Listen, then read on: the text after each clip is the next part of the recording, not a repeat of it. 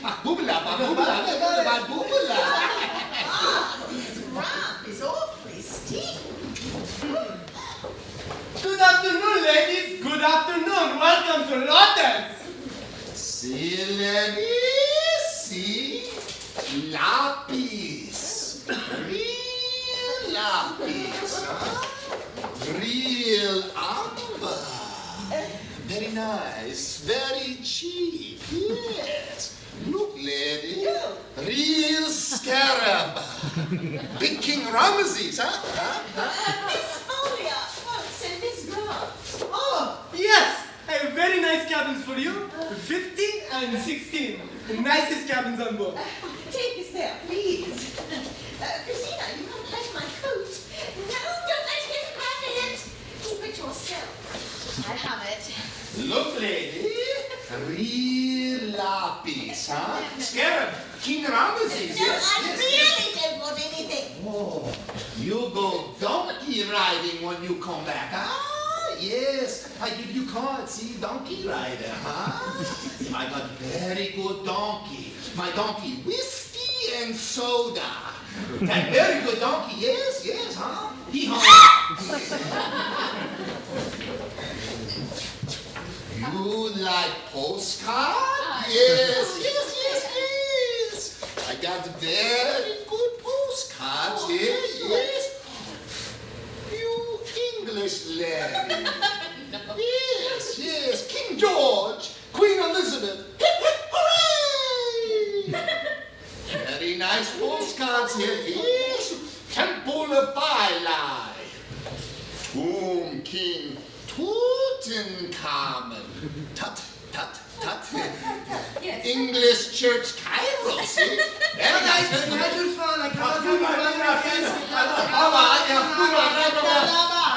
Falafel. You, come this way. Very hot postcards, huh? You like to see girl dancing? Real native dance? Dance like an Egyptian, huh? Yes. Oh, I take you duck shooting, yes. No, very good sport. No, thank you. You are English gentleman, huh? Gentlemen, no. American? God, no. Parlez français? No. German? Nine. Italiano? No. Russian? Нет. Swiss? No. Yugoslavian? Yugoslavian. Yugo? No go. No. What's your nationality? Japanese. Japanese? Oh, you like nice beads. Very nice, very nice. Oh, yes, very good. Very cheap. Very genteel. Do not Very want anything. I do not want anything. Thank you. Lapis, beads, postcards. Very nice, very cheap. Very I good. say those are the best cabins on the boat. I don't believe it. Oh, you didn't leave my dressing case behind. Oh no, Aunt Helen, I have it here. I suppose this is where the passengers sit most of the time. Reserved, I presume, for first-class passengers. Oh, one class on this boat. There's another lounge at the back of the boat. Stern. But this is where one would get the best view. A list of passengers. One always wants to know who are going to be one's fellow travelers. On a boat like this, one can't get away from people, so one has to be very careful. Or else one may get contaminated. Sorry, I have a habit of butting in.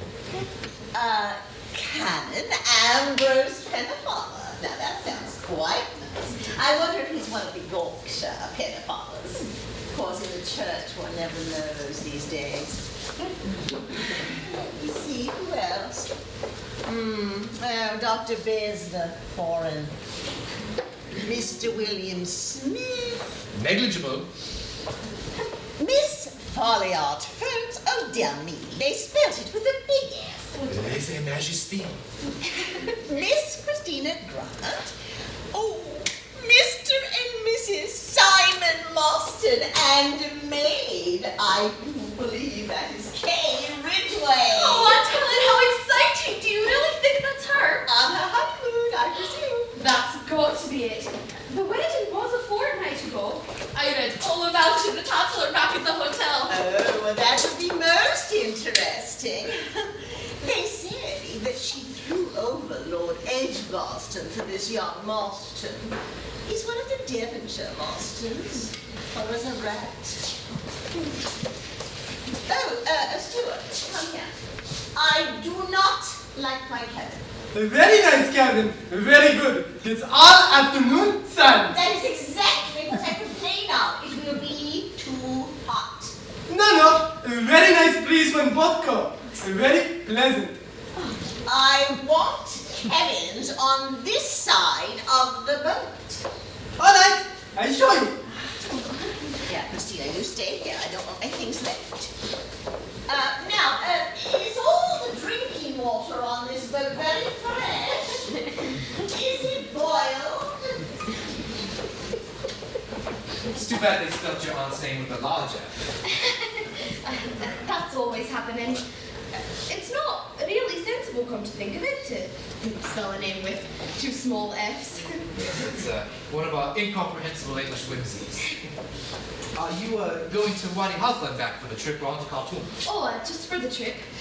It's all so picturesque. I love the beads and the donkeys and everything. I actually bought this yesterday. The man said it was a real sacred scarab. Is it? And the funny thing is you couldn't buy one of these in Birmingham if you tried. Oh, is that where it comes from? I've always understood they were made in Birmingham for the export market. Maybe it was Sheffield. I paid 5 piastres for it. Anyway, it's a lovely specimen. So naive, if you know what I mean. No, Hump, that be camel. I take you donkey riding across the sand. Yes, very cheap, very nice, very good. I wonder if that's her. Are you expecting a friend? Oh, no. I meant Mrs. Mostyn.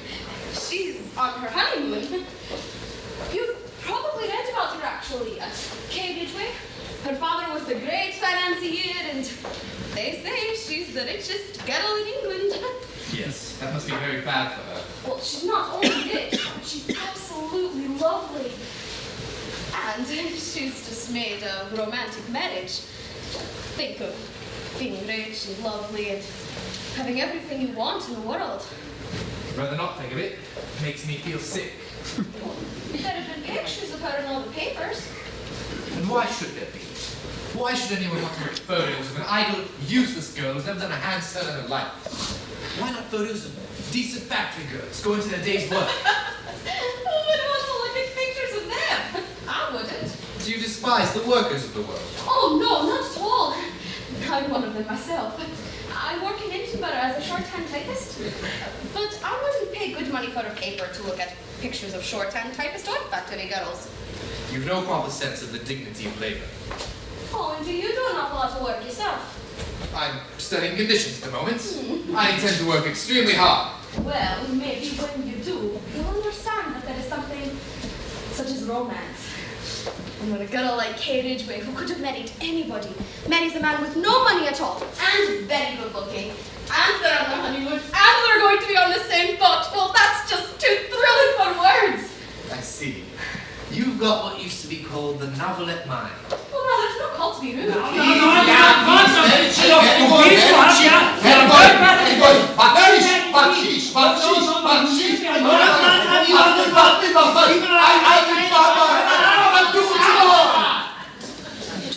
Very troublesome these people are. They are like the flies. Always yelling, bakshish, bakshish. Stop the best. William Smith. And? Miss... Right. Oh, it is the first time upon the Nile you make this so agreeable voyage, huh? Yes, it is. It is my first time out in Egypt. Oh, there's much in Egypt of interest to see. The civilization of Egypt is fine, very fine. And owing to the sand and dry climate, much has been preserved to us. You will make many stops and go on the shore and interesting temples visit. My Baedeker, if you like, I lend you. Oh, There's a thrilling offer for you. thank you very much. That's very kind of you. A pleasure it will be. All right. luscious female with the glad eye. Glad somebody appreciates me. I have a much better cabin now. Oh, I know what that man was trying to do to me. Now, the one for you next door is a bit small, but it will do quite Present me, well. please. Oh, I'm so sorry. Mr. Besser, my aunt. Dr. Bessner. Stop. I'm not at all certain, but I believe what that man says about the water. I don't think they do boil it. He had a very shifty look inside. Now, I've ordered Evian, but I sometimes think that they just fill those from the tap. You'll have to boil some, Christina, on the spirit lamp. Yes, Aunt Helen. You may unpack me presently. I'll go start now. Oh, no, certainly not. No, the cases must be kept locked until the boat starts. But there are some very suspicious-looking characters hanging about. Just as you like. And don't take out too much until we know if the stewards are honest. What you have here are the Nubian peoples. The Nubian peoples are not of the same race, you can see. They are... Christina, you might bring me my life of Madame Recamier. Well, my spectacles. Please, very cheap, very nice, very good. Very good. Well, here we are. Bakshish for the lady. Well, get rid of these creatures, Simon. The lady. Push, come Bakshish. out with you. Let's go. Bakshish. Go away. Oh, it's Mr. and Mrs. Mustard, welcome to Lotus. Would you like to see your cabins? Well, has my maid right? Maid? Yes, you're right. Have another coat. You are like. Oh, there you are, Louise. Yes, madame. Everything is ready for you. Wonderful. Oh, good. Any trouble getting away? Oh, no, monsieur. Everything was quite satisfactory. Monsieur need not be uneasy. Good. I did everything, monsieur. Just as monsieur told me. Then that's all right. Shall we go and have a look at the cabins, darling? Yes, we better see they're all right. Take these, Louise.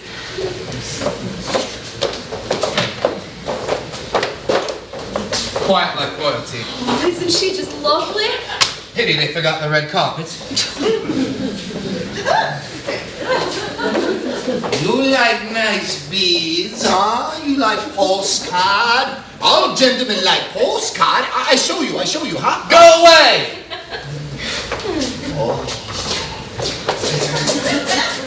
I take you donkey riding, huh? Yes. I give you my card. Not bead seller. Hey, take my card, yes. I got very good donkey. My donkey named Whiskey and Soda. That very good donkey. Sometime fall down. Drink too much. Oh, I got the other donkey, the very good donkey. Name is Whoopsie. Never fall down. That'll be a very good donkey, very nice. You would like this donkey, yes. Hip hip hooray! God save the king, yes, thank you. Why are you still here? Nobody wants to donkey riding, Aladdin genie. Excuse me. My cabin I would like to see. Number 19. Dr. Bessner. Oh, welcome to Lotus. I show you cabin. It's all afternoon sun. You come this way, please.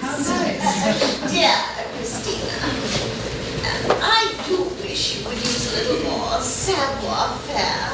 I know that you have not had many advantages in your upbringing, but the first thing to learn when traveling is not to rush into conversation with absolutely every person you meet.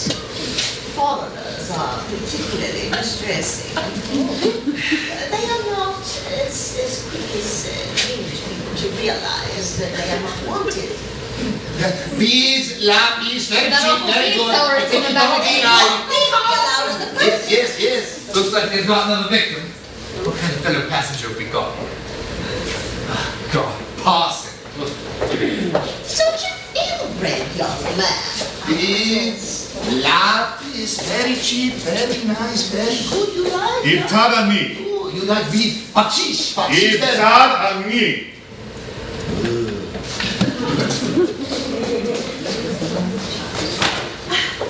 Very warm, is it not? Yes, indeed, a particularly airless afternoon. As we we are to be fellow travelers, I must introduce myself. I am Miss Folliart Folks, and this is my niece, Christina Grant. Ah, yes, these small boats are friendly affairs. I am Canon Pennefather. Of the Yorkshire Pennefathers? Of the Shropshire branch. We should have a beautiful view of the Nile as we head up. These observation saloons are excellent ideas. I'd like it better if it hadn't got a roof. Well, I'm sure you'd find the sun much too hot, my dear, beating down on your head. These are, oh, you like nappies, beads, very nice, very cheap. Nothing, no. Oh, I show you postcard. Ah, yes, postcard. See. No. I show you holy postcard. Yes, very nice, very good. You can see every old Coptic church, very good, very holy. Just It's for you. wonderful how persistent they are and how they suit their wares to their company. I show you other postcards. I got all kinds of good postcards. Very good. Nobody wants postcards! What are you talking about? Get them out of my Ah, Muhammad Ali. Canon Pennefather, welcome to Lotus. I show you cabin, best cabin on board. It gets all the afternoon sun. Well, Christina, I think I should go to my cabin now.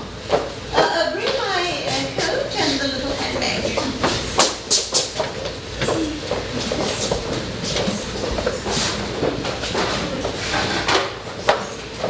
Au revoir, Miss Grant. We shall meet again later. I hope you didn't hear that young man who was in here before you came in. I'm afraid you must have heard him. He really doesn't mean anything by it. It's just a way he has. Well, some people don't like a clergyman traveling on a ship. They say it brings bad luck, but I don't think that would apply to our paddle steamer. Christina! Christina!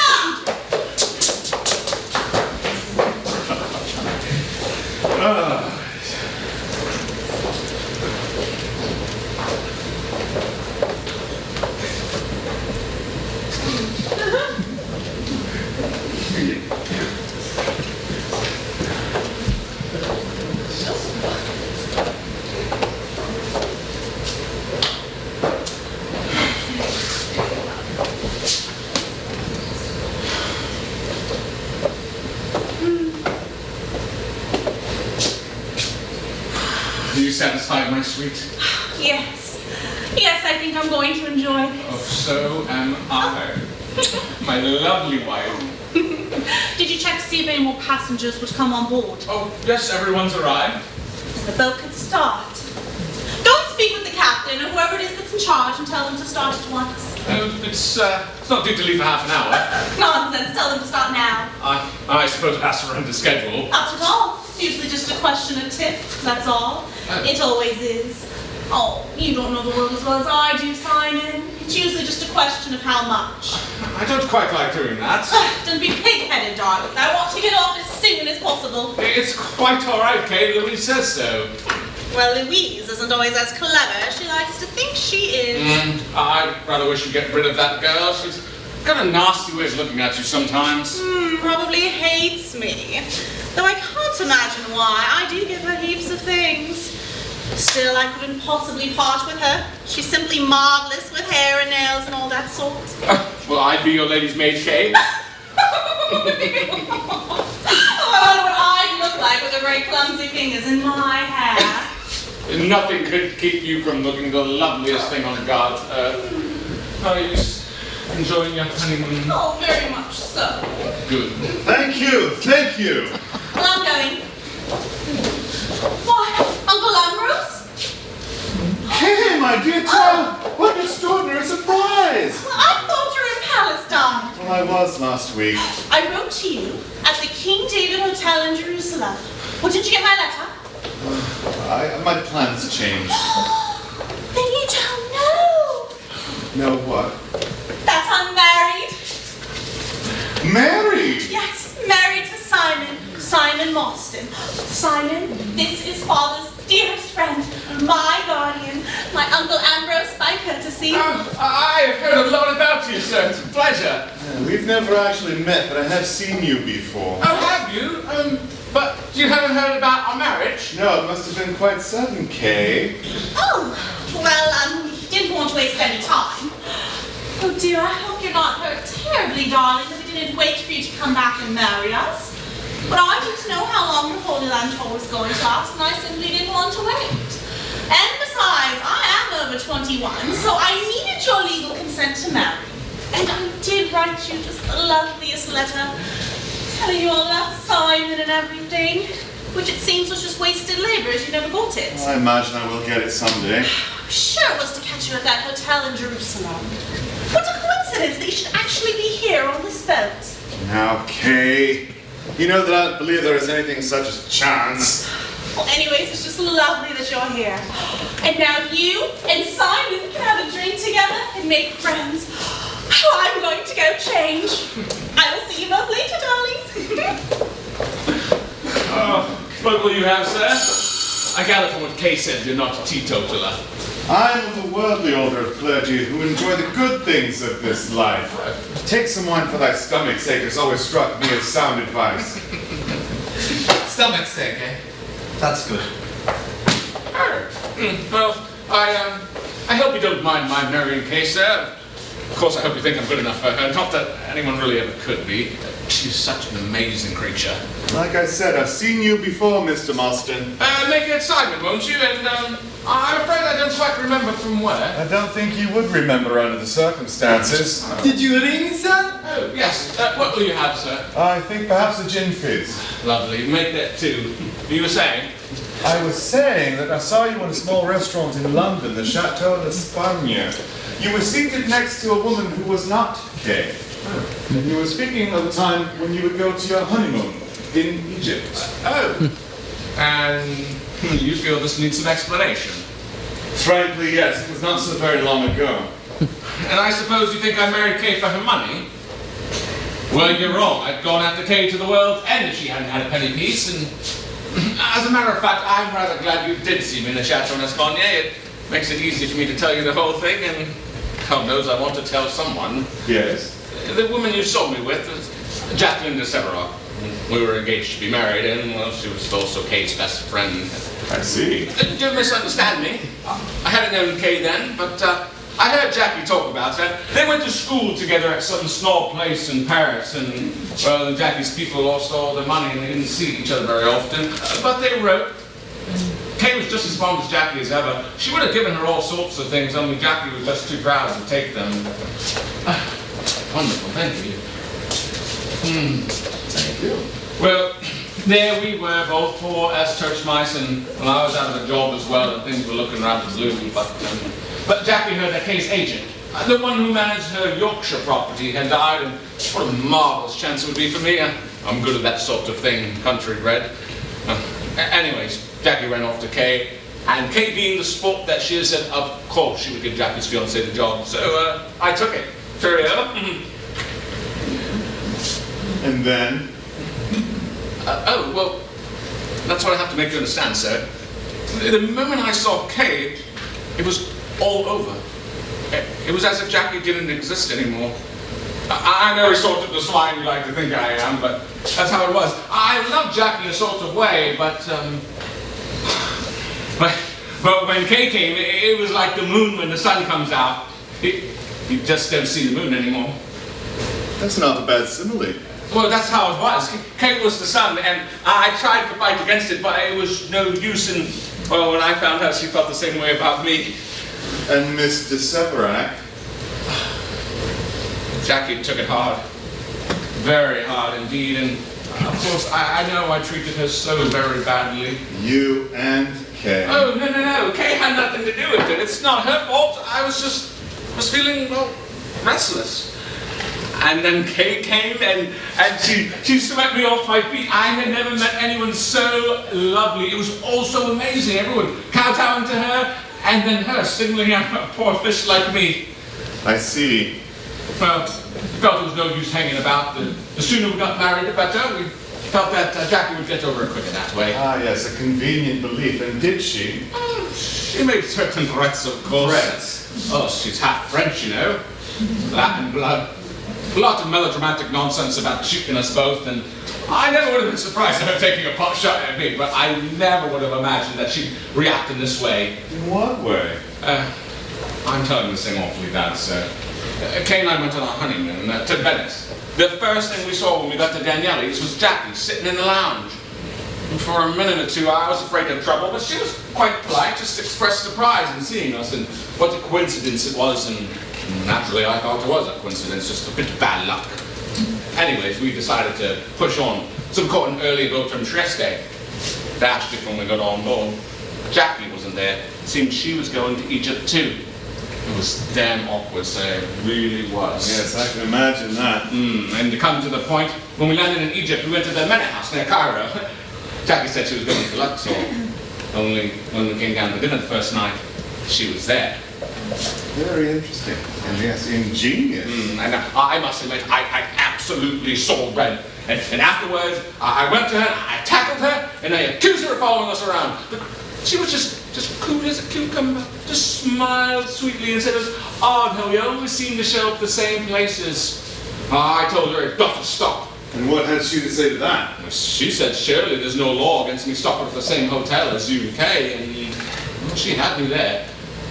Kay keeps saying we must take steps of some kind, but I don't really see any steps one can take. Now, you said that you and Jacqueline were as poor as church mice.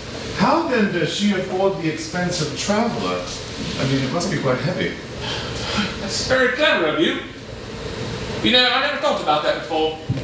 Jackie's as poor as they make them, and time's bound to come when she runs out. She's only got about 200 a year. So presumably she will soon come to the end of her resources and find herself penniless. You don't like to think of that? Well, I can't help it. If she'll start on this crack-brain scheme, can't she see what an ass she's making of herself? Hasn't she got any pride, any dignity? Pride and dignity are qualities we're apt to urge on others. Well, what does she get out of following us around and making an exhibition of herself? No, she has made quite an annoyance and vexation of herself, has she not? But it's got Kay absolutely on raw, and well, that's why. Yes? She followed us to Luxor, and when we got to the Swan, she was there again. Kay just couldn't stand it anymore, so we hitched a scheme. We gave out that we were going back by Cairo by steamer tomorrow, and well, today we started on a day's expedition to play. But in the meantime, Louise, Kay's maid, she slipped quietly up to the hotel with the luggage. It won't be until after dinner she realized we're going, and by then it will be too late. We had bribed the porter to tell Jackie we're going back by train to Cairo. Very elaborate.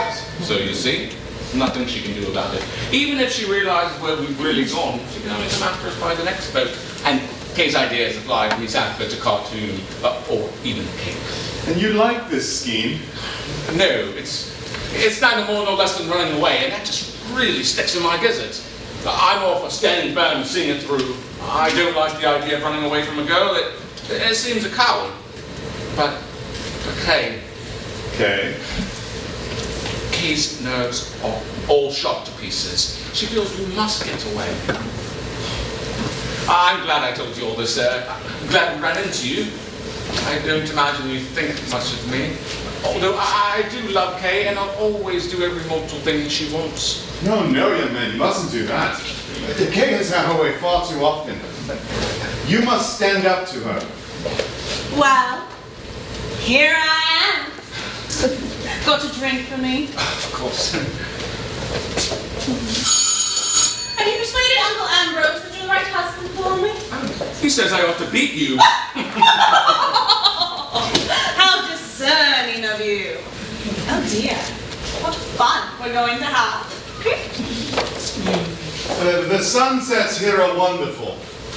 Yes, they are. You know, there's hardly anyone on board. Late in the season, of course.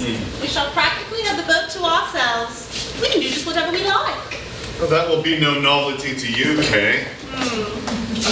What will you have, darling? Sherry. Sherry and 2 gin fizzes. Oh, no, I've got this. Oh, no, please, do, sir.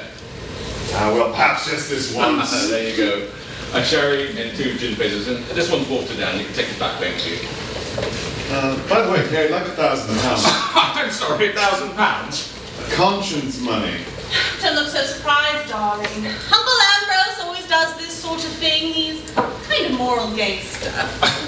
I don't understand. You see, Kay has far too much money for her own good, and a great deal many others have far too little.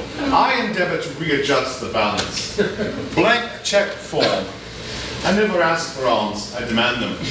Pen. Thank you. You see, your rich man or woman signs the check and then goes out to have lunch at Berkeley with an inner glow that assists digestion. Don't forget the branch of the bank. Of course. They get the feeling that they have reserved a front stall in heaven.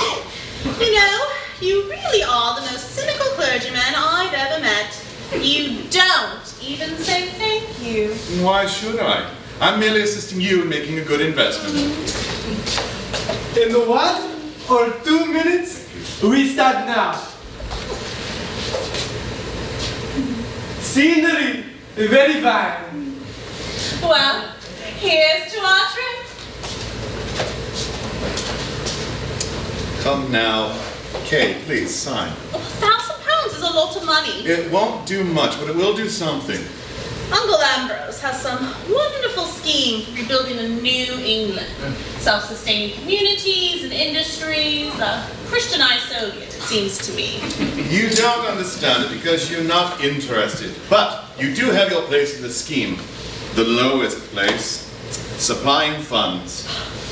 You know, I don't see how you ever get any money at all when you're always so rude. And that shows that you have a very poor understanding of psychology. £500. 50% of what you asked for is pretty good going. Well, all's grist to the mill. To Jerusalem. Jerusalem? For I will build Jerusalem in England's green and pleasant land. Oh dear. Don't look so surprised, darling. It's only Uncle Ambrose off his hobby horse again. Hello, Kay. How surprising. I thought that you and Simon were going downriver to Cairo. I never expected to find you here. You didn't? Now look here, Jackie. Yes, Simon.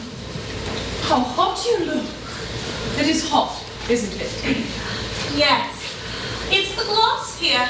It makes everything very hot, I think. So you're playing these games, are you? I don't know what you mean.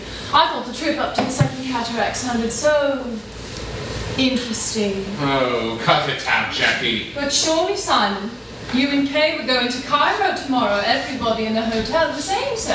Well, sometimes one alters one's plans. Yes, I altered mine. You can't keep doing this, you know. It's so utterly unreasonable. What are you talking about, Simon? This seems a nice enough boat. I shall enjoy this trip to Wellington, and especially now that I've found friends on board. I must find out where my cabin is. Mr. Cedric, welcome to London. This way, please. There's still time, Simon. We could get off. And if we did, she'd only follow us.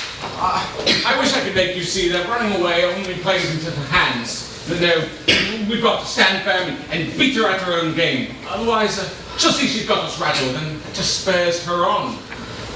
Yes. Yes, that's true. No way, darling. Go to the cabin or the deck lounge at the other end of the boat. I would like to talk to Uncle Ambrose. I told him everything. He knows all the details. Well, good. That will save time. Run along, Simon. You will cramp my style.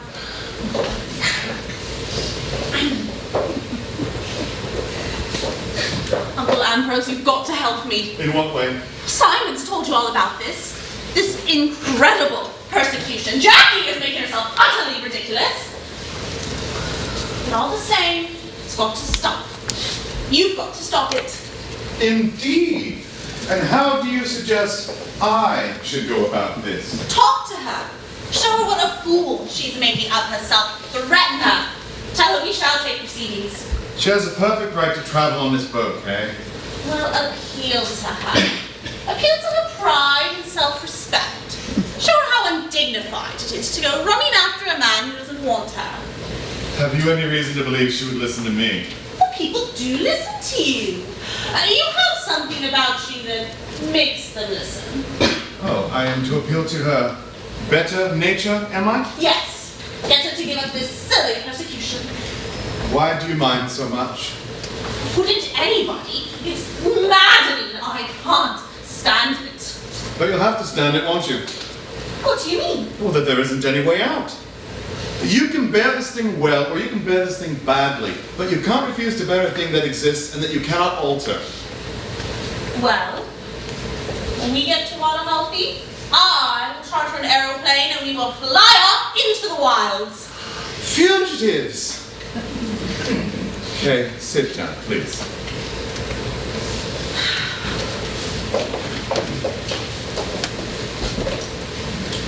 What are you running away from? But you know! I know. I'm waiting for you to face facts. Well, I haven't the slightest idea what you mean. Haven't you? I'll ask my question again. Why do you mind so much? Well, because it's intolerable. Quite so. Yet there are other ways you could have looked at this. You could be simply annoyed.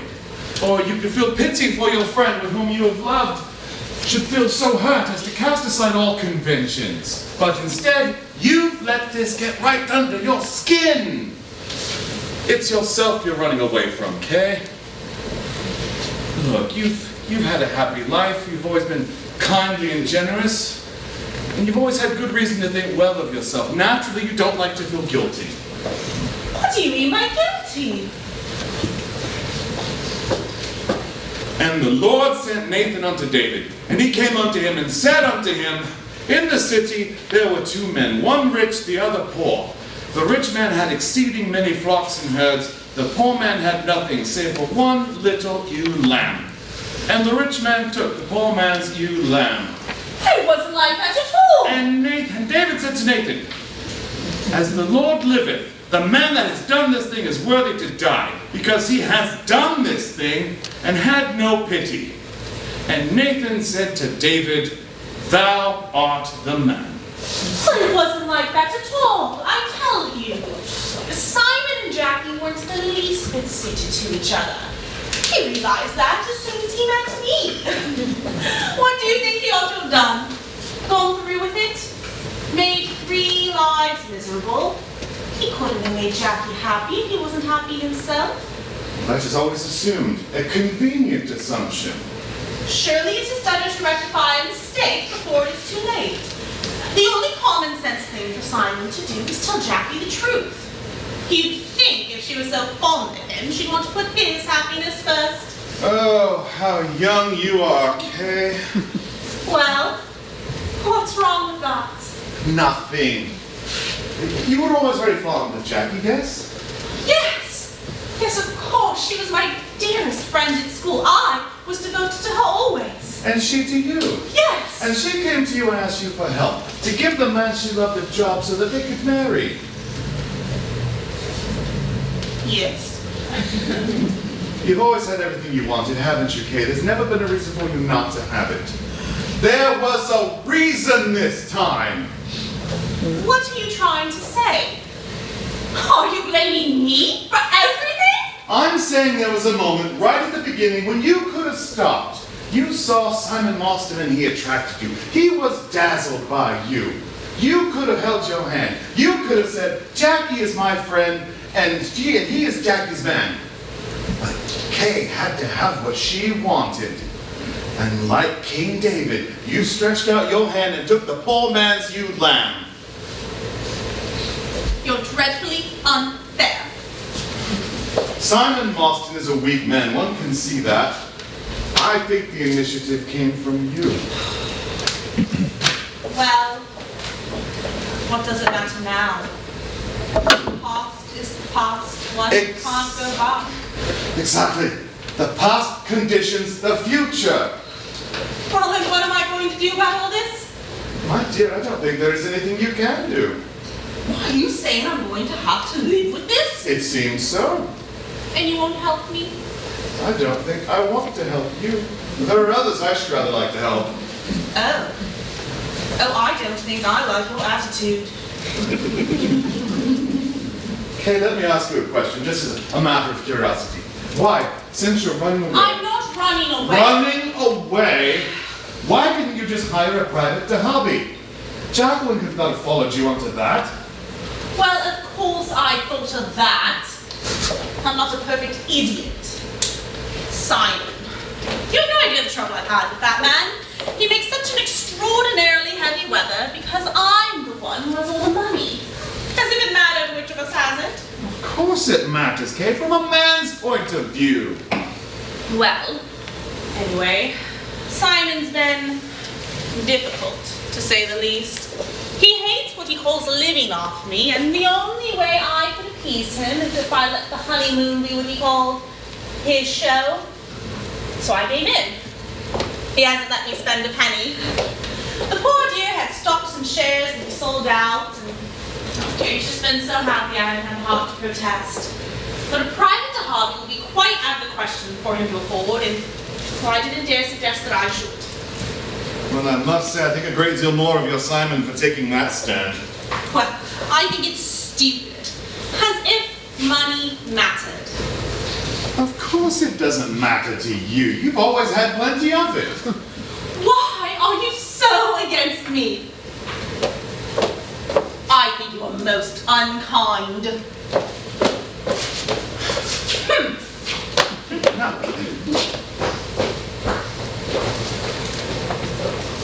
Bit of a change from the King David Hotel, eh? Possibly. I expect you did yourself pretty well there amongst the flesh pots. Hi. I noticed you there. Perhaps it was your double. Sitting by one of those pillar things, opening a great wad of mail. You appear to be a very observant young man. I easily recognize the face and the figure. Touché. Perhaps you don't understand what I'm getting. Oh, I understand perfectly. You make your meaning quite plain. You parsons are all the same. No use for you. And you young men are all the same, but we have got a use for you. Well, I must admit you've got nerve. It's too hot in here.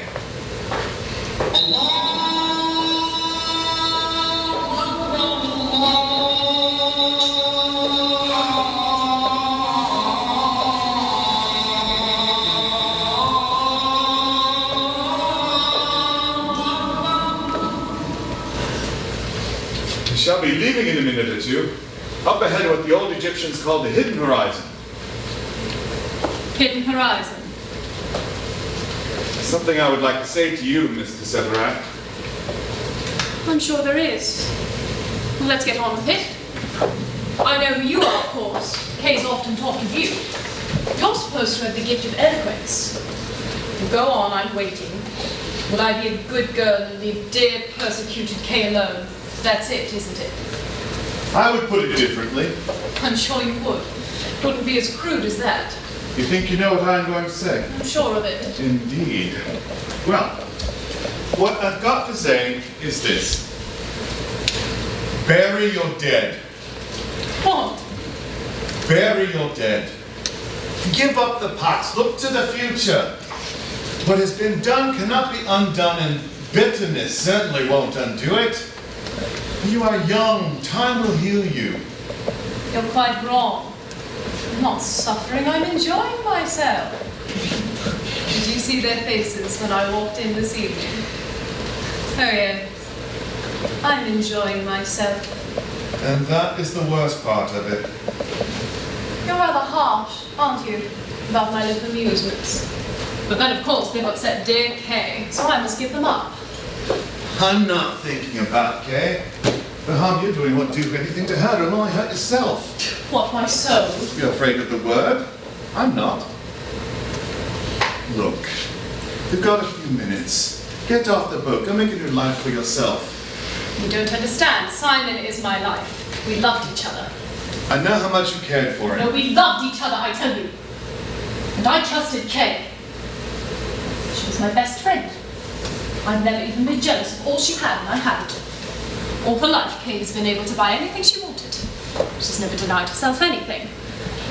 And when she saw Simon, she wanted him. She just took him. And he allowed himself to be bought. No, that's not true. He didn't marry Kay for her money. But there is such a thing as the glamour that money gives. Kay has an atmosphere. Do you wonder it went to his head? Look out there. The moon will be up soon. Quite plain to see. But when the sun shines, you can't see the moon. I was the moon. When the sun came out, Simon couldn't see me anymore. He was dazzled. He could only see the sun. Kay. And that is how you see it. Glamour. She went to his head. And there's a complete assurance, too, of having to command. She's so sure of herself that she makes other people sure. Simon was weak, perhaps, but then he's a very simple person. He would have loved me and me only if Kay hadn't come along. You like to think that. It's true, he did love me. He will always love me. Does he love you now? What up to you on that? You don't hit softly, do you? I'm afraid for you. Afraid. What you're doing is dangerous. Not as dangerous as what I once thought of doing. Do you know how I felt when it first happened?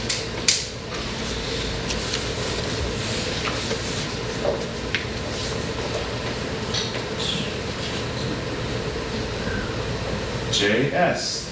Nice little thing. Looks like a toy, but a bullet from it could kill a man. Or a woman. And I'm a good shot. I meant to kill one or the other of them. Not both, that wouldn't have been satisfactory. If I had thought that Kay would have looked afraid. But she wouldn't. She's got plenty of physical courage. But then I thought I would wait. After all, I could do it any time. It would be more fun to wait and think about it. And then an idea came to my mind to follow it. Whenever they should arrive at some faraway spot and be together and happy, they should see me. And it worked. Oh, got Kay badly. In a way that nothing else could have done.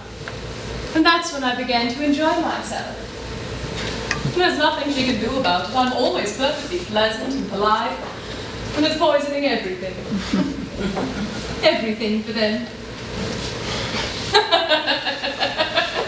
Be quiet! Quiet, I tell you! Why should I? Because this is how the devils in hell Oh, laugh. yes, I'm in hell, all right. Jacqueline, listen to me. Do not open your heart to evil. If you do, evil will come. Isn't evil a rather strong word?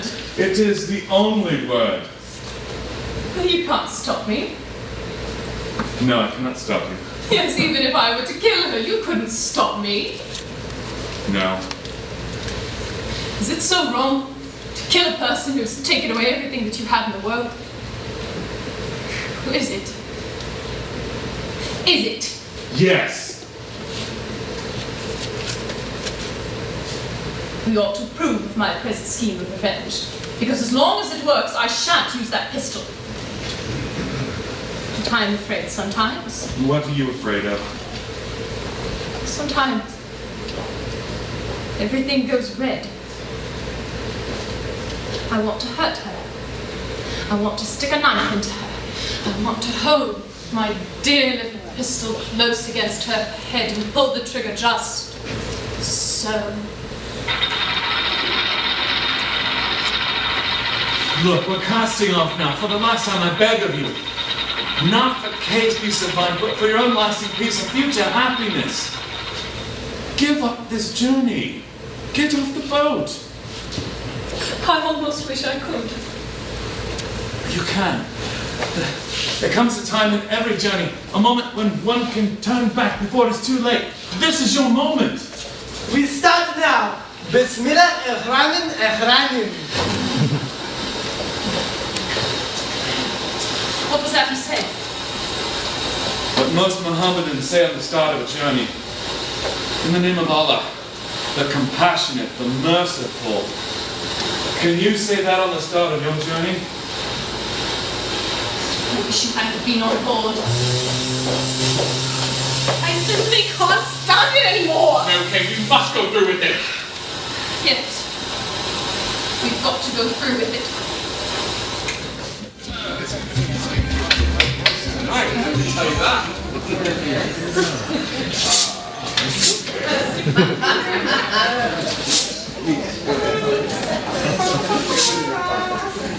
the rest of mine. Gabe and Rebel. Unbelievable. What do you mean to say? We had all the hearts between us.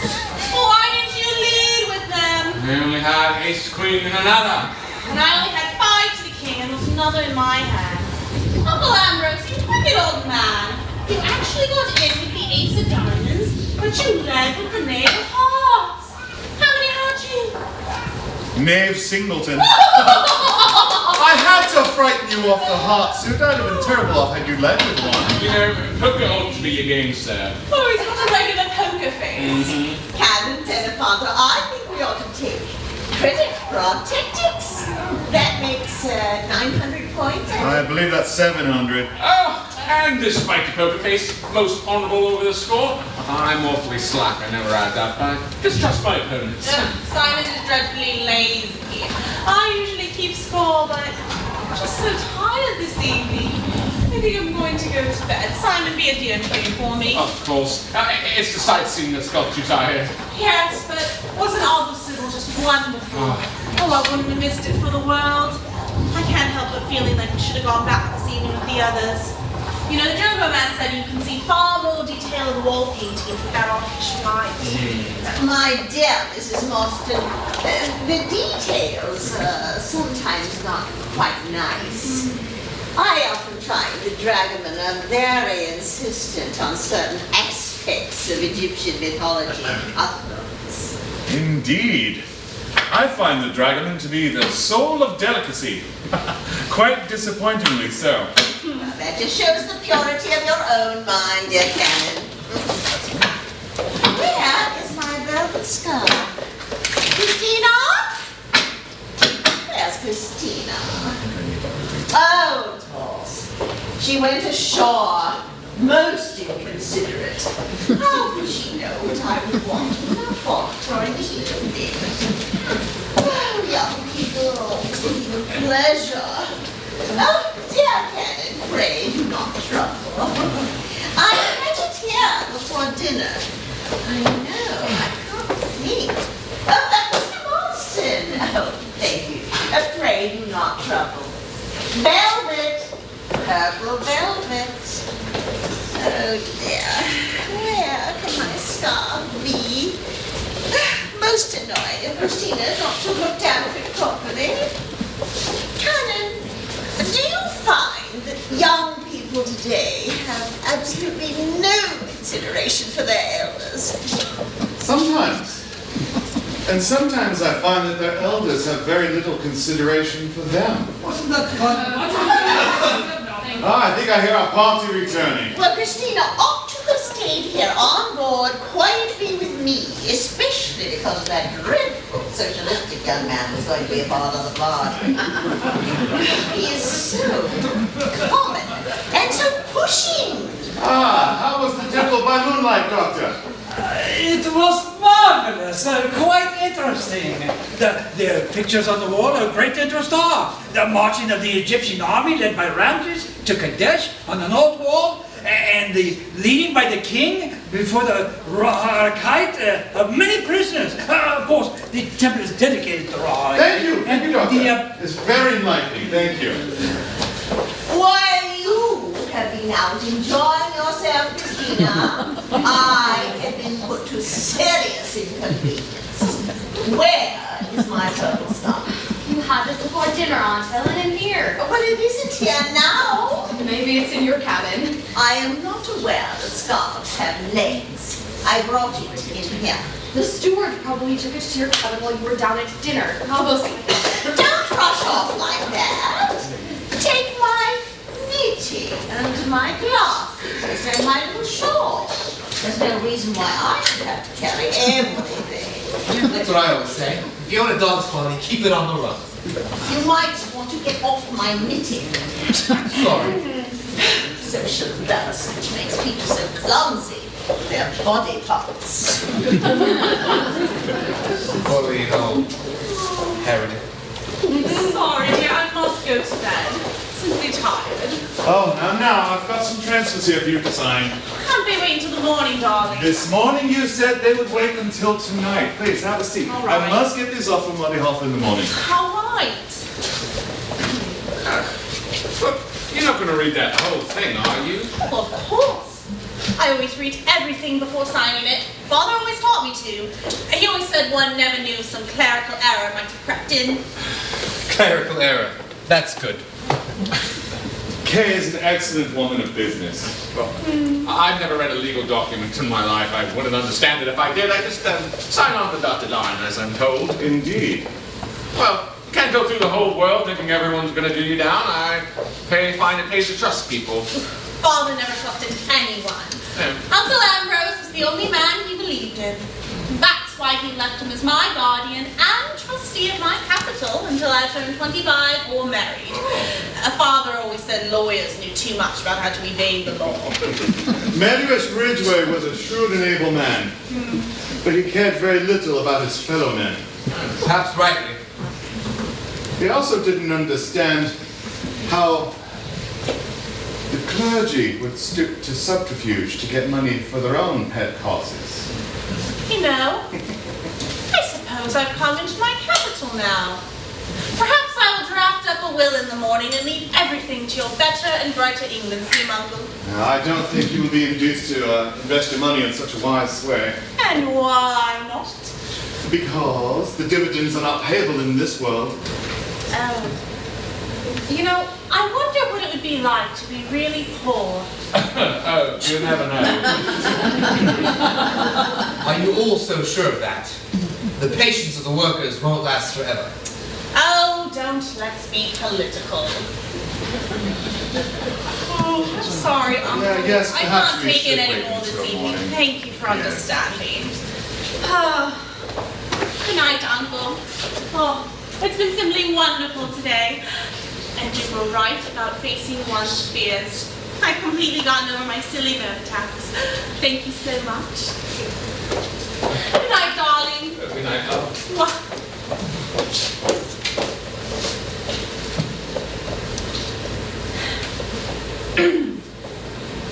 Good night, Jackie. It is rather heavenly on this bed, don't you think?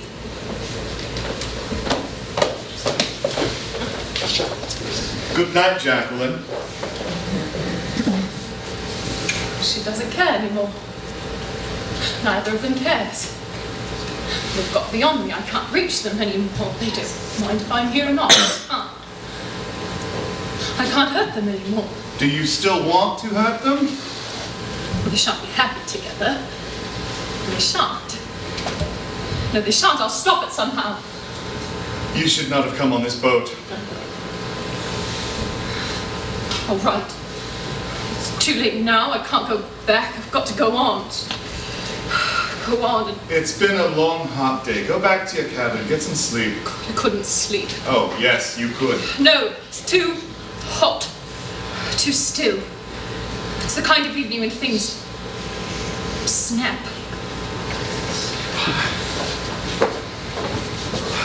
Boy! Bring me a double brandy. Excuse me, please, but is your wife then the daughter of Mellish Ridgway? Yes. I did not know that. Is there any reason why you shouldn't? I'm sorry, but that man, he... Am I right in thinking that one of Melhuish Ridgway's financial operations has at some point affected you personally? You will forgive me, gentlemen, but I have very strong feelings. You see, in my country, in Europe, a small country, obscure country, that man, he buys the politicians, he corrupts the government.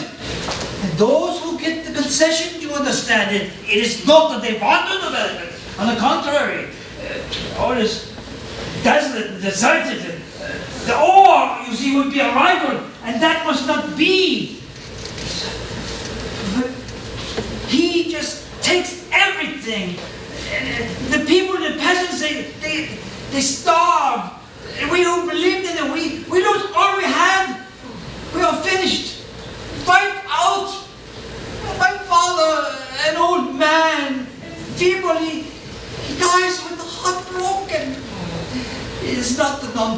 us. It is not the factory is not developed. It is the.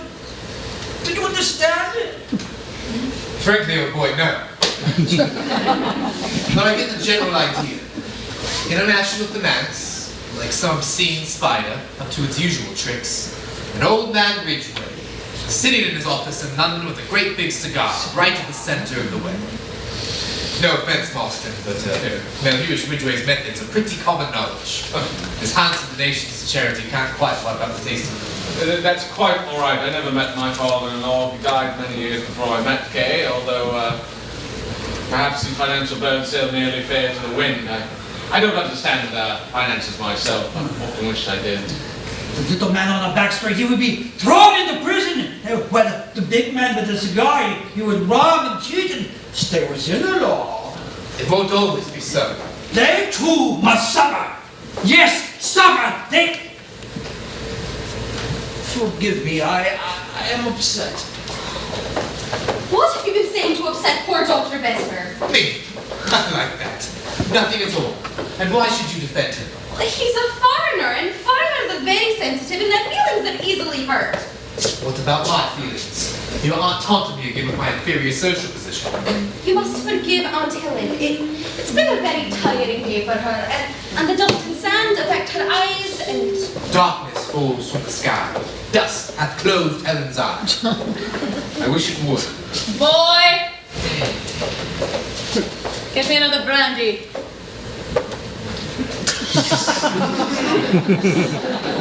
Hey, boy!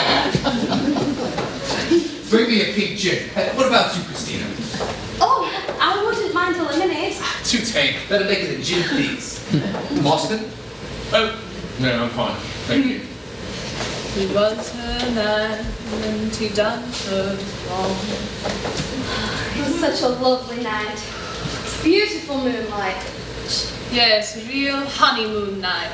The dragoman was telling me that one of the Egyptian goddesses, the one that said to hold up the sky, was called Mut. That seems a rather odd name for a goddess. Why? She is a mutt to hold up the sky. Let it crash.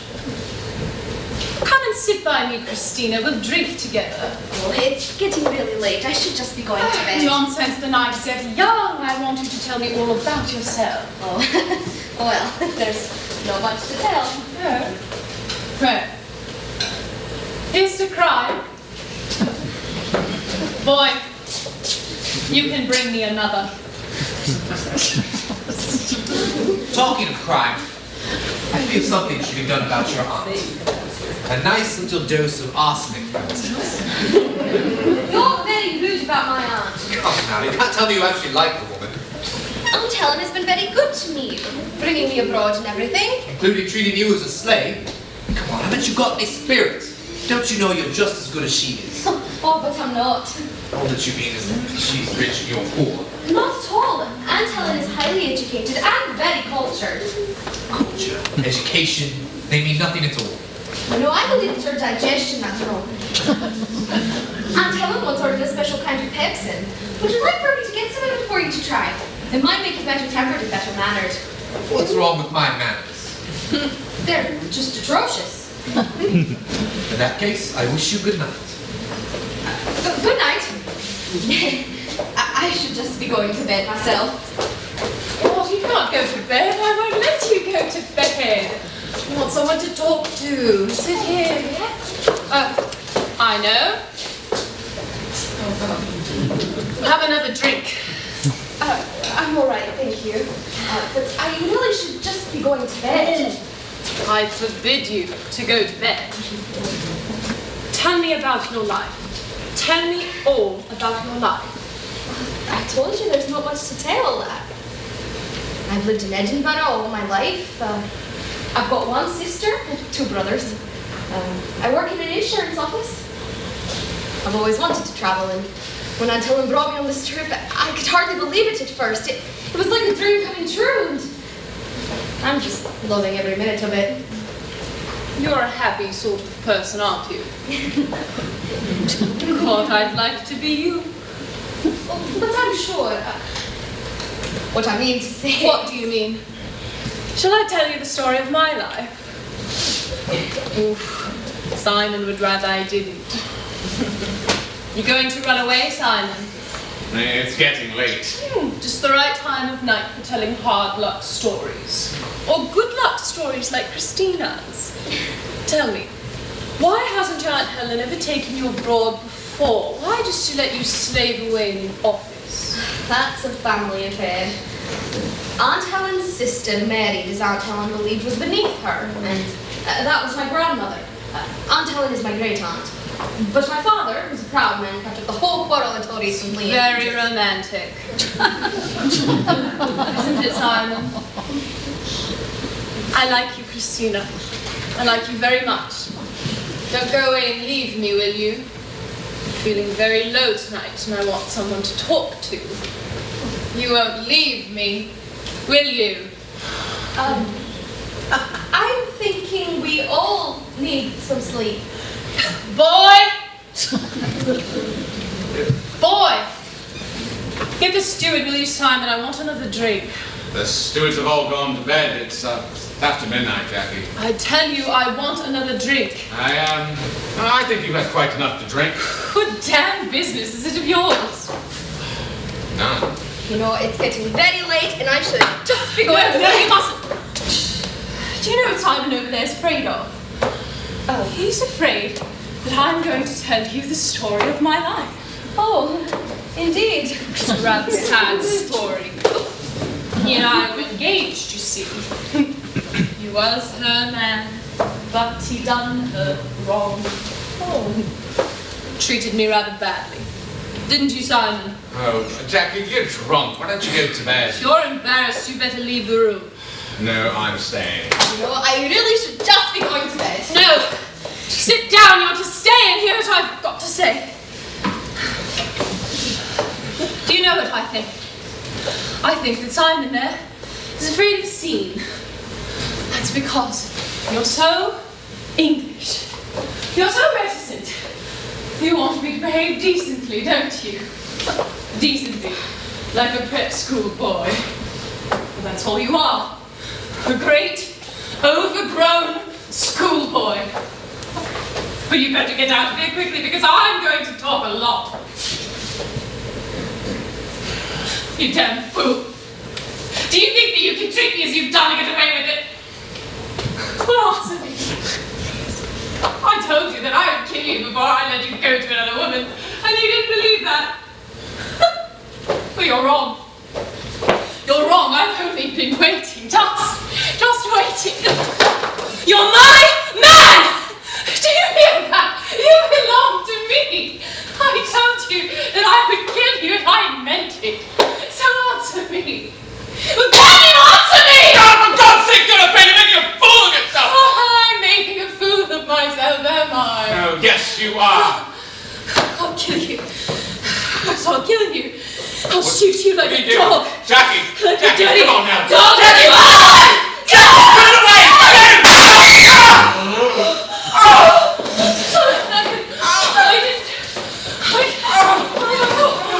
What happened?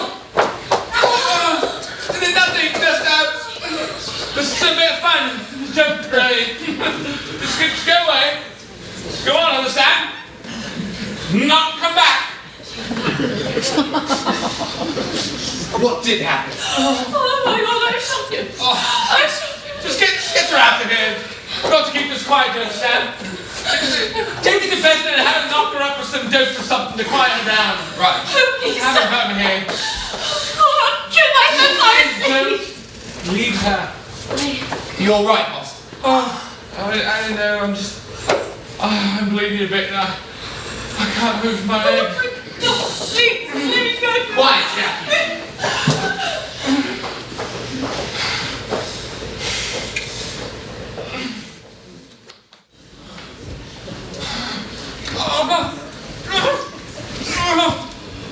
Through here. Oh, where is he then? Oh, damn! Oh, mon Dieu, what has happened? There's just been a little An accident. accident, monsieur? Oh, listen, I don't want to fuss, Louise, understand? Shall I fetch madame? Oh, no! Sit down. You've got to be sensible. I'm sure you're a very sensible girl. Oh, monsieur, I was so frightened. I thought perhaps it was the rising of the Arabs. They had come to murder us all. Oh, my heart was in my mouth. it's all quite simple, really. We were just playing about with the pistol, not realizing it was loaded. Stupid of us, but there it is. But they're so dangerous, pistols. They certainly are. Very nasty wound. The bone has been injured and has been loss of blood. I think it's best that we move Mr. Mawson to my cabin. I have a second berth there, and I can watch over him and then dress the wound properly. I will need boiling water for sterilize my instruments. It appears we will not have to extract the bullet after all. There it is. That sounds most alarming, like a major operation. Not so. There's much I cannot do here. I have not the means. I can but patch, you understand. It is the hospital you must go. Nice way of spending your honeymoon. Thank God Kay's woman hasn't woken yet. She needn't know anything about this until the morning. I did not get a shot myself, or rather, I heard so many shots on the shore. And the jackals and the drums. It is noisy here in the desert, huh? Shall I fetch Miss these things from Miss Cabin? Yes, please do. Get my pajamas and washing things. And be careful not to wake up Madame next door. I understand, Monsieur. I'll be very quiet. How's Jackie? I have given her a strong sedative. Already she is calm, and in half an hour she will be asleep. Oh, good. She really didn't know what she was doing. The poor kid was sozzled. Splendid. We can make up some story or other. Pity the French girl heard the row. Though I dare say we can manage to shut her mouth. She can already see she smells a rat. Yes. Get that pistol before we forget, will you, Smith? It's somewhere over there between those chairs. I can't see any signs of it. Well, perhaps it rolled under something. There's no pistol here. Well, it must be there. I saw her drop it. I heard it fall. Well, it's not here now. Perhaps Christina picked it up. No, I don't think she did. No, I'm almost certain she did, and she was hanging on to Jackie. Maybe Jackie herself did. No, she didn't. Come now, Mr. Mawson. We must get you to my cabin. Mr. Smith, will you come and help me, please? Put your arm under his like so, get him up. All right, Mr. It's over your shoulder, Mr. Mawson, like that. Oh my God, Madame! Quiet. But Madame, she's dead! What did I possibly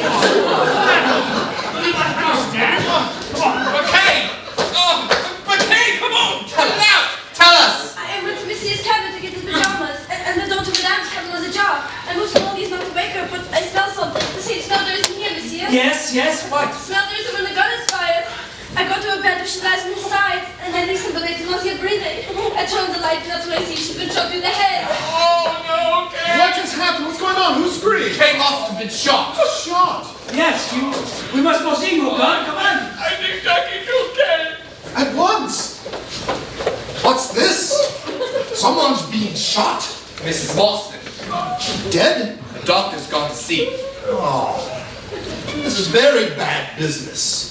A thing like this has never happened before. I'm at a loss to know the correct procedure. You in charge? I am, but as I say, a thing like this has never occurred before. Mrs. Marston's a very important person, which doesn't make it easier. Is it known who shot the lady? I'm afraid so. See. I was about to observe that no one on shore could have come on board. There's a guard always stationed on the bank. You're expecting trouble then? No, nothing but a little petty pilfering, that's all. But it means that no one could have come on board unobserved. Well, She was shot through the right temple. Not long ago. Perhaps 5 minutes, perhaps 20 minutes, no more. The gun was placed close against her head, as evidenced by the scorching of the skin. oh, Kay wanted to get off this boat. If only I listened, if only I agreed, but I persuaded her to see it through. Look, don't hurry yourself over the past. There's no way you could have known this was going to happen. But I knew Jackie. And you're sure that it was Jackie who shot her? Of course, who else could it be? You don't mean suicide, can you? No, it was not suicide. She was shot with a small caliber pistol, and that pistol has been taken away. Perhaps it was the same pistol that fired this? This is the bullet I found in Mr. Mawson's chair after it passed through his leg. You were right. My eyes weren't working. She must have picked up the pistol, or else I'm dreaming and she never dropped it at all. You're absolutely sure that it was Jacqueline? You said that before, is there any doubt? Need I remind you that you are condemning someone unheard? She has not yet had a chance to refute the accusations against her. Where is she? Mrs. Smith came to my cabin and said Mr. Mostyn had been shot. And she was in hysterics, so I went with her to her cabin and found Miss Grant there trying to calm her. I gave her a strong injection. And it would make her sleep? Not immediately, perhaps after an interval of, say, 30 minutes. First she would become calm and then drowsy. And I suppose as soon as she was left alone, she went around the stairs of the boat and shot Kay. She's really not responsible, you know. She's been drinking all evening. She was half crazy. This is my fault. This whole bloody business. I'm the one to blame. Has anything happened? Has anything happened?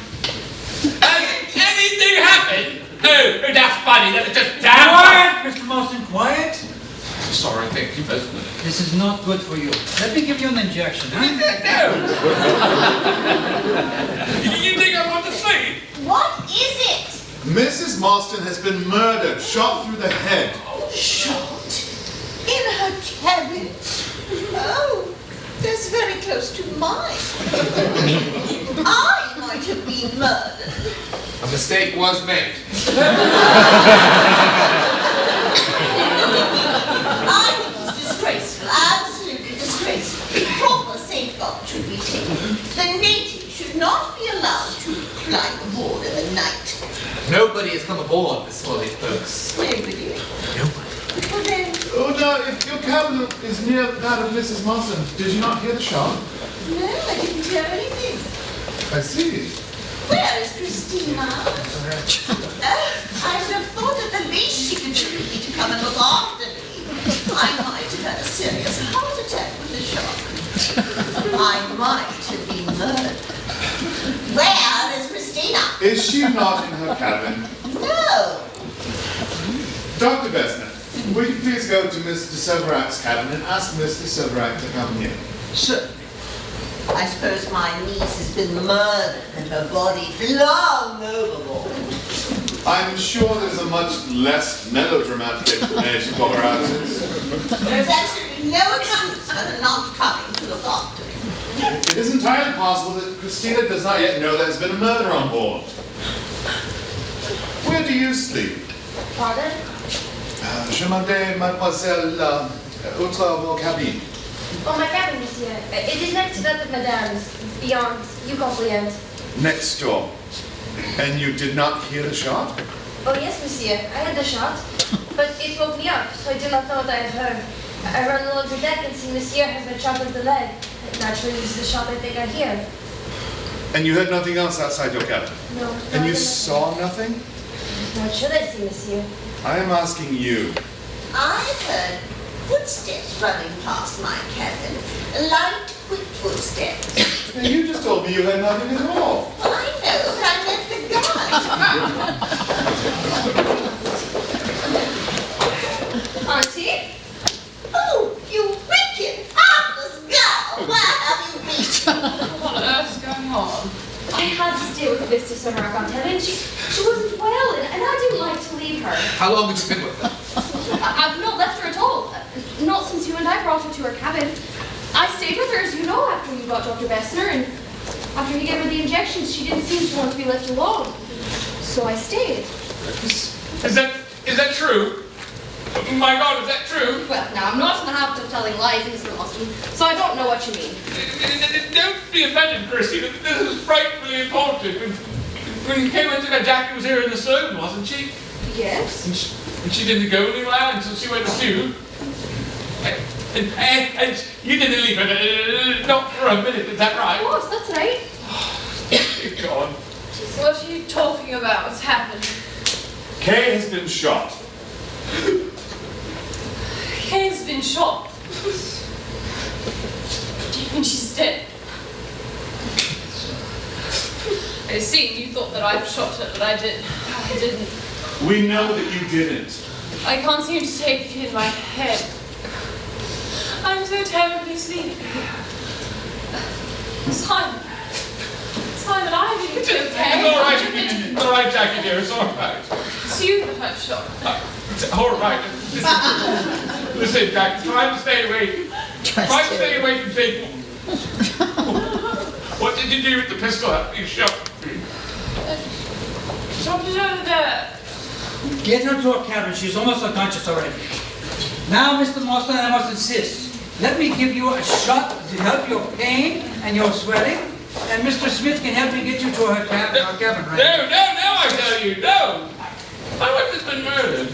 Murdered! But you are... There's somebody on this boat shot her, and it's incredible and fantastic, but it's true. Somebody overheard the scene between Jackie and I, and thought that they were fingers on poor wretched little Jackie, that's right. Is that right, sir? Yes, a new and different problem has arisen, but listen, Simon, you're in pain. You need proper care and attention. I don't want care and attention! I want to find out who killed Kay! That is a matter for the police. That's right, sir. And I've just sent a fast launch that was hit to Wadi Hofa. The police will arrive and take charge tomorrow morning. In the meantime, we'll all stay put. Be obliged if you yourself would take charge and make any interrogations you think fit and be out of my debt. I think that is a very sensible suggestion. Very good, sir. And I shall leave you now. I'll interview the crew and stewards right away to find out if they know anything or have seen anything. I don't know if any of you gentlemen know Arabic. Best leave that up to me then. Mahmoud Akbar, Allah Akif, Bakhar, Bakbar, Kabraman, Bakbar, Kabraman,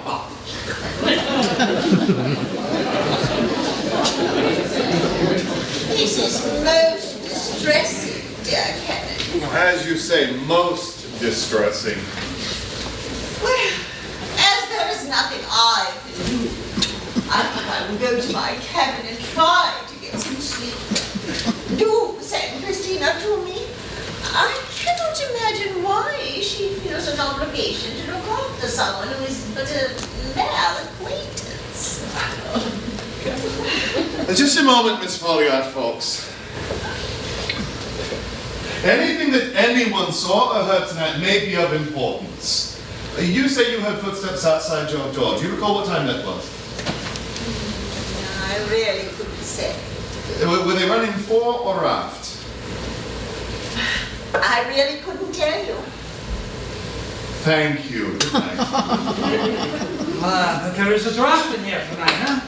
It's cold at night in the desert. I will cross the window, huh? You don't think that old woman could have killed Kay, do you? No, it's impossible. Why should she? I do think that possibly what we should do now is briefly state exactly what we were doing just after Mrs. Marston went to her cabin. Well, I stayed in here, and Besno went to bed shortly after you did, and Smith right after that. Dr. Besner. I was in my cabin, and the rest was in my bunk when Mr. Smith came to rouse me. He told me Miss Severac had shot Mr. Marston and was down in hysterics. So I gave her a strong injection. You did not leave your cabin? No. You did not run around to the port side of the deck? Certainly not. Thank you. Mr. Smith. Quite the examining magistrate, aren't you? Unfortunately, I haven't the powers of one. Well, conceding you for the moment the divine right to ask questions, I left the saloon about 5 minutes before Jackie had started her little shooting stunt. She'd been working up to it nicely with dollops of brandy and a bit of crooning. It got embarrassing, so I cleared out by that door. I did not spring round the deck and shoot Kay Marston for the very excellent reason that Jackie had tight hold of the pistol. I strolled along the deck, listening to the howling of some jackals and the singing of some Bedouin. I don't know which made the worst noise. And after that, I heard a commotion here. And Christina, in a nice, sensible, controlled Scottish version of the scream. And I came hurrying in. After that, I have an alibi. being in the company of Jackie, Christina, and Dr. Bessa. Thank you, Mr. Smith. I've no divine right, but I may ask you the same question. Where were you, Ken and Penfather, until you left the saloon? I went to my cabin. Just like Dr. Bessa? Yes. But you didn't go to bed.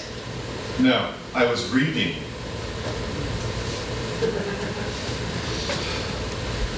Where exactly did Jacqueline drop the pistol after she shot you? Somewhere over there, in between those chairs. About where you are now. Simon, you're in a great deal of pain? Yes. Did you keep your eyes open or did you shut them? My head was hurting, going around a bit, so I put my head back and closed my eyes. I know it sounds rather idiotic, but the sight of blood makes me feel queer. Indeed. So then it is entirely possible that someone may have crept up into this doorway, picked up the pistol without you seeing or hearing them. Yes, quite easily. Someone who had been out on the deck, listening to all that had happened, leading up to the final outburst. Louise! Have a seat, please.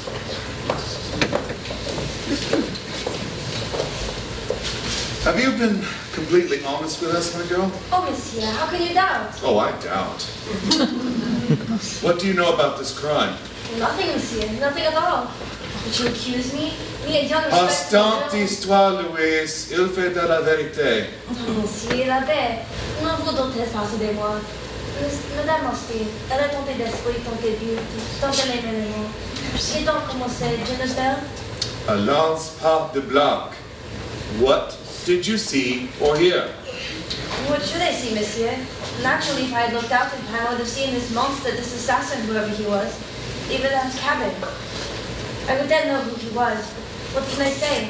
What can I do? My good girl, don't be a fool. Nobody's saying you heard or saw anything. If you say you didn't, nobody's accusing you of anything. It's going to be all right. I'll take good care of you. Monsieur's too kind. Just let us know exactly what you did tonight. That's all Penfather wants to know. Madame had told me I could go to bed, but she would not call to me, and she might be sitting up late. I go to my cabin about 10, and make myself the tea of chamomile as usual. But it tastes bitter somehow, not good. So I throw it out. I tried to sleep but cannot. The flies of the sand, they stung me. So I spray some flit about and try again to sleep.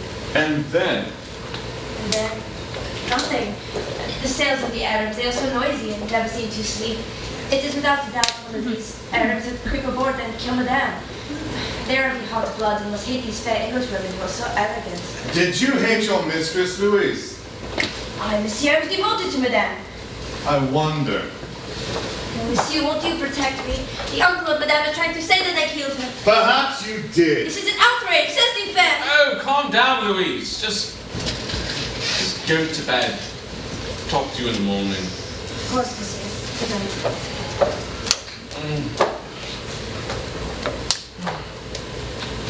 It was a joke, was it not? What you said. Some jokes are funny, but this one was not. Some jokes are dangerous. Yes, they are dangerous. You see, it is a shock. Mr. Smith, come and help me get into my cabin. Boy! He'll help you. I want to have a word with Ken and Father. Hang on. Put your arm on my shoulder. There we go.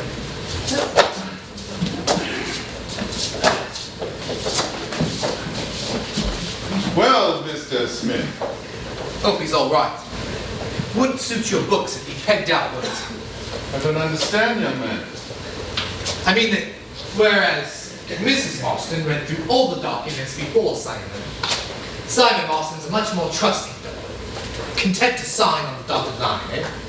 I really don't think I'm following you, Mr. Smith. No? You think that because I play the fool I can't be serious? Well, I'm serious now. Murder does not amuse me. I'm glad to hear it. I've been wrong about you. I thought you were the usual sort of canteen society hypocrite. But you're something more. You're a fanatic. Yes, you believe in your New Jerusalem. And the New Jerusalem means money. And you've had money passing through your fingers, haven't you? Kay Ridgway's money. Now, Mr. Smith, you're being childish. Remember, I saw you at the King David Hotel in Jerusalem opening a great wad of mail. I suggest you knew all about Kay's marriage, and your surprise at meeting them here is just an act. You are a really intelligent young man, Mr. Smith. You're quite right. So you admit that, then? I admit that.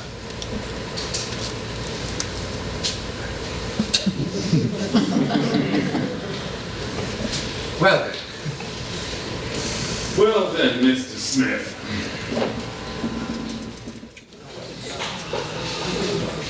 Oh, good morning, Doctor. How is our patient today?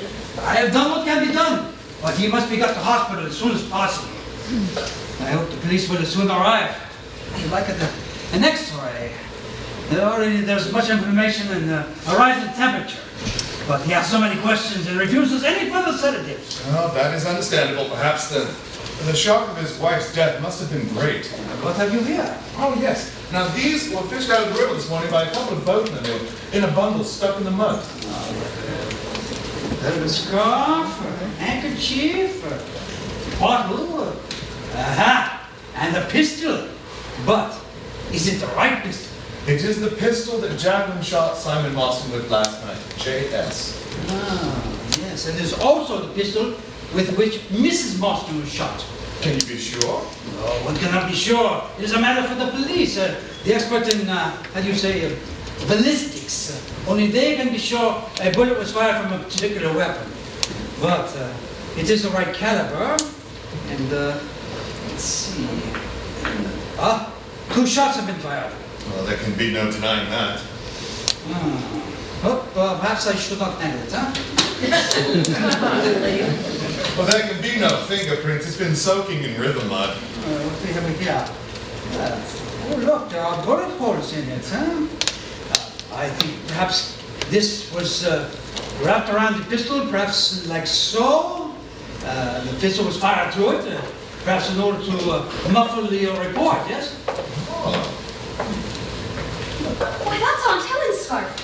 The one she couldn't find last night. Oh, she's been so annoyed with me about it. Says I ought to have looked after it. It is not your fault. Always most conscientious I have seen you be. Doctor, Mostyn's looking for you. He's all head up. Insists on being got up and brought here. That expressly forbid. He should stay in my cabin and remain calm. Oh, these young men, they are the worst patients when they are ill. I must be firm with him. Yes, firm. Perhaps another injection. I dare say that stout Medico is fallen for you, Christina. Take my advice and stay far away from him. He's a dirty old man. Dr. Bessner is a very clever man who knows a lot. He's a psychologist. I've never heard it called that before. I don't know what you mean. Anyways, he's a very learned man, and he is kind. What a girl. She likes everyone. Christina Grant, you're the only truly nice woman I've ever come across. Will you marry me? Don't be foolish. Is that any way to reply to a genuine offer of marriage? Genuine? Made before witness notice. Genuine? Come, Christina. I've offered you marriage against all my principles because I know you won't stand for anything less. So marriage it shall be. Come on, Christina. Say yes. You ought to be ashamed of your foolishness. The trouble with you is you're not serious. Over my offer? I am. I meant your character. You laugh at things you shouldn't laugh at, and I doubt very much you'll make a reliable husband. Well, Christina, you'd easily be reliable enough too. Well, that's enough. Oh, there you are, of course, when I want you. Good morning, Miss Folliot, folks. I believe this is the scarf you were looking for last night. Oh, the one Christina mislaid so badly. Oh, my gracious, look what state it's in. So wet and covered with mud. Whatever could anyone have been doing with it? Someone has used it for murder. My scarf? What impertinence. Quite so. When do you remember having it last? Well, I had it in there last night before dinner. Christina should not have let me leave it behind. And is this yours as well? Oh, Jesus, no. That's a man's and an ugly cotton thing. It is merely Woolworth's handkerchief with some pink stains on it, no other marks. Not even a laundry mark. I suppose I can take my property, although it is totally ruined. I shall sue the company. It will have to be shown first to the police. Police. Well, yes, there's a police launch on its way. It may arrive at any minute. Oh, I see. I'm hoping to get you alone, Miss Fully of Folks. And indeed, Mr. Smith, I can't imagine for what reason. Just this. I intend to marry your niece. Oh, dear. You must have lost your senses, young man. Not at all. I've asked her to marry me. I'm determined to marry her. Indeed. And I presume she sent you about your business. She refused. Naturally. Not naturally at all. I'm going to go on asking her until she says yes. I can assure you, young man, that I will take steps to make certain that my niece is not subject to any such persecution. Come now. What have you got against me? I should think that would be obvious, Mr. Smith? One of the Hammersmiths? I should think that would be obvious, Mr. Smith. Anything like that is totally out of the question. You mean I'm not good enough for her? I should think that would be obvious to you. In what way am I not good enough? Come, I've got 2 arms, 2 legs, quite reasonable brains. What's wrong with that? But there is such a thing as social position. Social position is bunk. Come, Christina. I've asked for your hand in the best traditional manner. Christina, have you encouraged this young man? Well, no. Technically, I don't know what I mean to say. What do you mean? She hasn't encouraged me at all. I've done everything. The only reason she hasn't pushed me in the face yet is because she's got too kind a heart. Christina, your aunt says I'm not good enough for you, and that, of course, is true. But not in the way that she means. While my moral character certainly doesn't equal yours, what she means is that I'm hopelessly below you socially. I should think that would be equally obvious to Christina. Is it? Is that why you won't marry me? No. If I liked you, I'd marry you no matter what you were. But you don't like me? I think you're just outrageous. The things you say, the way you say them. Well, now, I've just never, met anyone like you.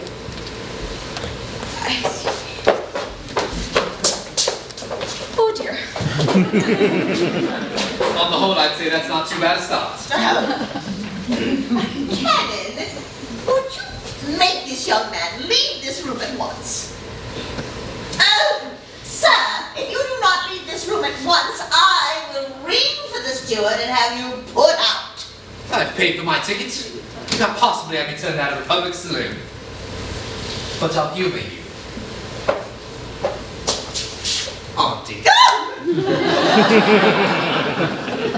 I'm so upset. Oh, that dreadful, insolent young man. Yeah, perhaps a bit eccentric. But then again, all that family are always inclined to tilt at windmills. That's why he won't use his title. Title? He has a title? Well, yes, you didn't recognize him. That's young Lord Dawlish. But like I said, all the Hargrave Smiths are a bit eccentric. That's why he drops the title and just goes by plain Smith.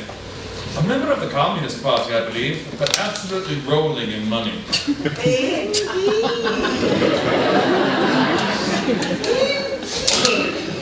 Oh, well, that is most interesting. I'm much obliged to you, dear Canon, for telling me this. Perhaps I should have a word with Christina. Christina! I have something to tell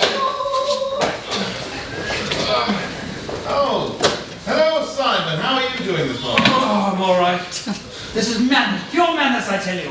What are you trying to do? Kill yourself, Mr. Moulton? All this excitement and motion is most injurious to your room.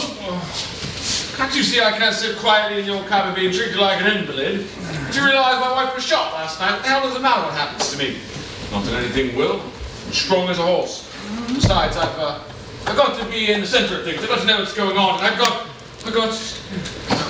You see? Now, let me give you this injection. Get that joke away from me. Well, brandy is what I want. Brandy will be most injurious to your wound. Boy! Double brandy, boy. You are impossible. I wash my hands of you, huh? Supper. I'm sorry, but I can't stand being treated like a patient to be human and doctored and shut away from things. I've got to know what's going on. Now, Jackie didn't kill Kay, so who did? Are we getting nearer? Yes. I think we are. Good. Have you seen Jackie this morning? No. She's in her cabin. I must see her. I absolutely must see her, Smith. Run and go get her for me, will you? Right. That's a good shout. Well, these were fish out of the river this morning. I've got a velvet scarf, a handkerchief with some pink stains on it, a bottle labeled nail varnish, and this. Jackie's pistol? Yes, with 2 shots fired. So, somebody must have crept onto the floor last night and picked it up. Somebody who meant to pin this on Jackie. And that's what gets my blood boiling. Blaming us on poor little Jackie, who wouldn't hurt a fly. My dear Simon. Oh! I more or less asked for that. And who do you think shot Kay, Louise? Thank you. Somehow I don't think it was Louise.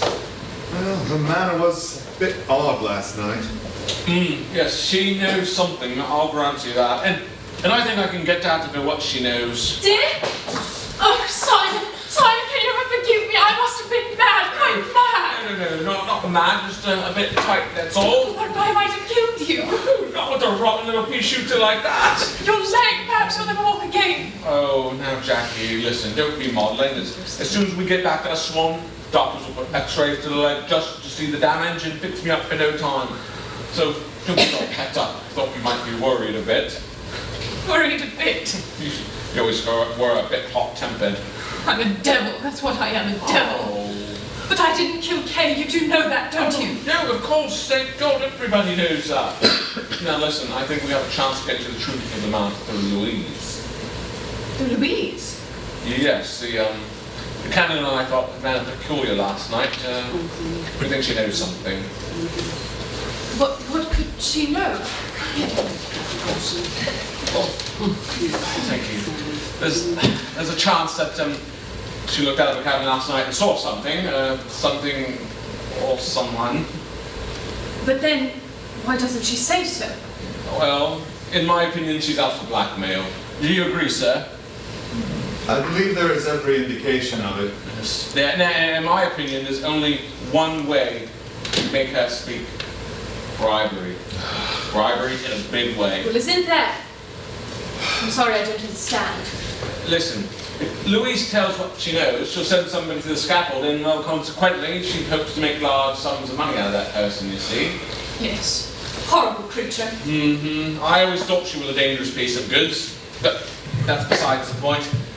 My idea is to get her in here and tackle her and offer her something so substantial she'll open her mouth as wide as we like. That's our chance, and we mustn't miss it. But must it be that way? I don't like it. Oh, yes, it has to be done quickly. Do you agree, sir?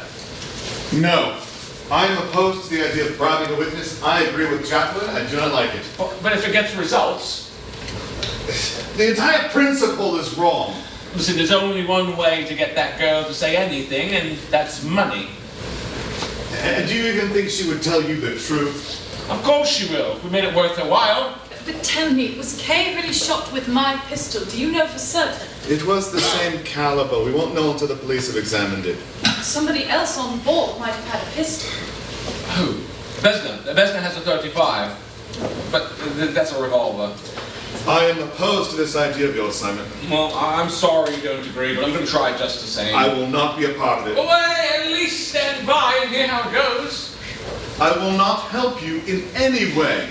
Well, then send Pesta in here. There ought to be a witness, otherwise she may deny the whole thing no matter what she said. And tell Louise I want to see her. Very well. Oh, here's Smith. He'll do for you. Smith! Oh, what's a big idea? Oh, bribery and corruption. Oh, is that all, is it? No, the canon objects on principle, of course. I've got no principles. Oh, good. Well then, face yourself over there and just listen to all that goes on. I'm a part of the background. Of course. Does you wish to see me? Oh, yes, Louise, have a seat. No. Over here. That's a good girl. Cigarette? Oh no, monsieur. Oh, come on, have one. Monsieur is too kind. Yes, there you go. You are very smart girl, Louise. Well, thank you, monsieur. That's why I want your help in this very sad business. Oh, it is sad indeed. Madame was so young, so beautiful, so rich. Yes, and that's why it's very important that we find out who did it. Of course, monsieur. So you'll help? Monsieur, je m'aille to find out who killed Madame? Yes. You're a very clever girl, Louise. You said so before, monsieur. Oh, because it's true. Well, but you're not a very rich girl, are you? Would you like to be? What kind of a question is this, monsieur? Naturally, the answer is yes, but it is not likely. I think it's quite likely. I do not understand in the least what monsieur means. I'm offering you money, Louise. Money for the truth. For the truth? Oh, yes, now we understand each other. I do not understand, monsieur. Quite a wide-eyed innocent, are you, my girl? Well, let's get down to brass tacks. Suppose you looked out to your cabin last night, roused by a shot. Not the shot that injured me, but that killed my wife. You may have seen now, perhaps what might you have seen? It is you who tell me, monsieur. No, it is I who say you should tell. Tell what I saw? And that is if I saw anything at all. Exactly. You may have seen perhaps a person. I might, but I do not say I did. Well, I say you did. And you're keeping that knowledge to yourself to sell it to someone who will buy it. Well, sell it to me, Louise. I still do not understand, monsieur. Sell it to me. How much do you want? £1,000? 2,000? Ow! Ow! Oh, damn his leg! Oh, is she hurt badly? She's bleeding very badly. Oh. Dr. Bessner! Was ist das? Oh my God! Oh my God, I thought you'd been shot. What happened? She was shot through that window. She's not dead yet, but soon she will be. Will she speak? Impossible. Help me get her to her cabin. Perhaps we can think of something to do, but I will not take anything with her. This is most disturbing. Christina, bring me my knitting. Disturbing. 2 deaths disturbing. It's all right, Jackie. Don't let go now. It's all so horrible. It's all right. It's all over now. It's all over. Sonny, you're ill. You look very bad. It's all right. It's all right. Just a bit of a fever now, Jackie. But your hands are burning. Are you in pain? It's my head. It's going around a bit as circles. It mustn't. No, not now. Not when I got to. What do I got to do? You've got to find out who killed Kay. That's right. Hang on to that. To Kay. Yes. To Kay. Who's Kay again? That's right. She's your best friend, isn't she, Jackie? How is she? Dead.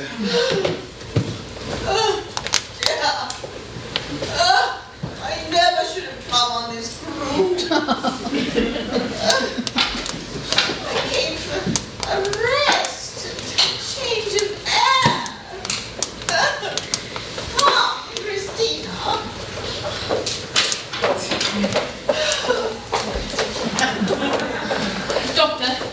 Doctor, it's Simon. feverish. Well, naturally, Hazel. It's most dangerous what he insists on doing. He should have remained calm in my cabin. And now he has a fever. Come now, this has been a suicidal man. Oh, it's suicidal. He's not going to die. Of course not, young lady. I am vexed, that is all. Boy! Now I take charge of you, young man, and I permit no more madness. Well, can I come with him? He must remain quiet. But you don't understand. I must come with him. I have to help, please. Here's my patient now, and I permit no more excitation. Now, there we go.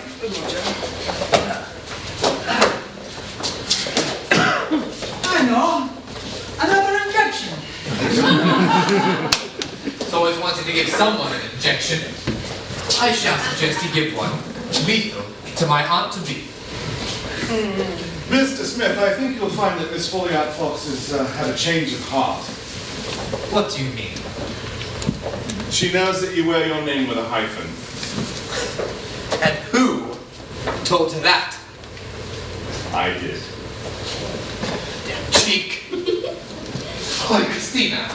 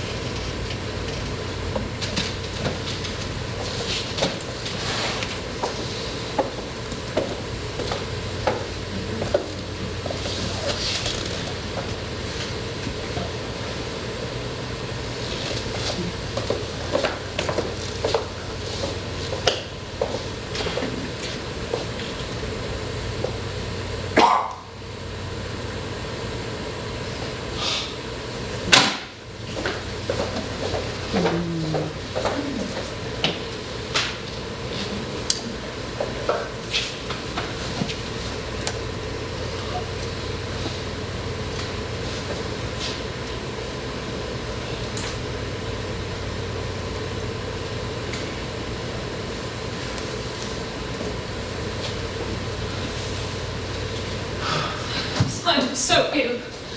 What's that you're holding? A bullet. Where did you find it? Embedded in the wall just there. Well, is it important? It means that I now know how Kay was killed. I don't understand.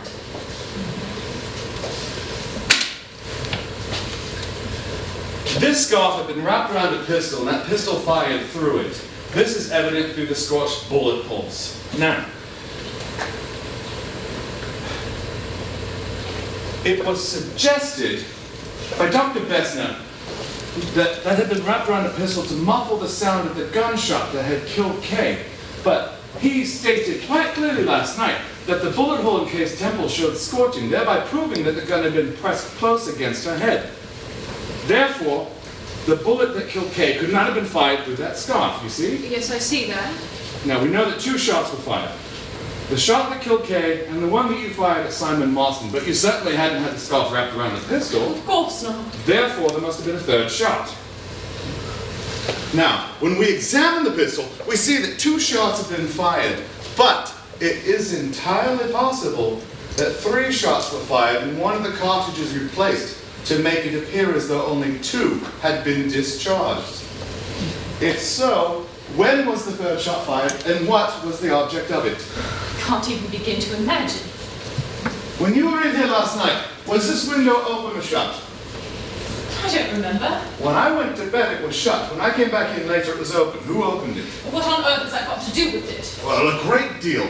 You see, when I had logically demonstrated to myself that a 3rd shot had been fired, I searched for the bullet and found it. I still don't understand what you mean. Now, let us consider for a moment the French girl, Louise. Last night, in front of 4 people, Smith, Simon Bessner, and myself, she made it quite plain that she knew something. She even hinted that she had seen the murderer. Why? Blackmail. Well, blackmail, most certainly. But why a public statement in front of 4 people? Why not just go to the person concerned privately and say, I know. How much will you pay for silence? Can't imagine. That certainly would have been the sensible way. Then why not adopt it? And the answer, the only possible answer is It was impossible. Do you see now how near the truth we're getting? I suppose I'm stupid, but I don't. Louise made a veiled threat in front of 4 people. That could only mean that that threat was meant for one of those 4 people. Now, she could have come to me alone, she could have gone to Smith alone, she could have gone to Bessner alone. There's only one person she could not guarantee finding alone.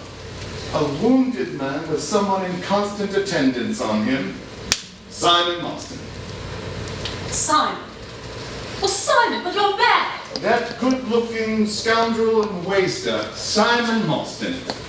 Simon Marston, of whom I had already heard something of, so by the time I received the letter from Kay in Jerusalem telling me that she had married him, I hurried here to see for myself, and if I could protect the child of my old friend left in my guardianship. I failed in that protection, and that failure lies heavily on me. But what you're saying is impossible. It's absolutely impossible. Simon was here in the saloon until after Kay went to bed last night. He was here until I shot him, and after that he couldn't have walked a step. Dr. Besner says so. Yes. The series seems complete, but it isn't. The shot you fired at Simon went into the wall. It didn't go into his knee at all. Simon fell back in his chair and doused a handkerchief that had been soaked in some red liquid to his knee. Then Simon Marston had time, while you, Besser, and Smith were on the other side of the deck, to pick up the pistol from where you had dropped it, run to his wife's cabin, where his wife lay asleep, drugged, no doubt. He shot his wife, made his way back along here, opened this window, replaced the cartridge, wrapped the scarf round the pistol, that was to avoid scorching, and shot himself in the leg.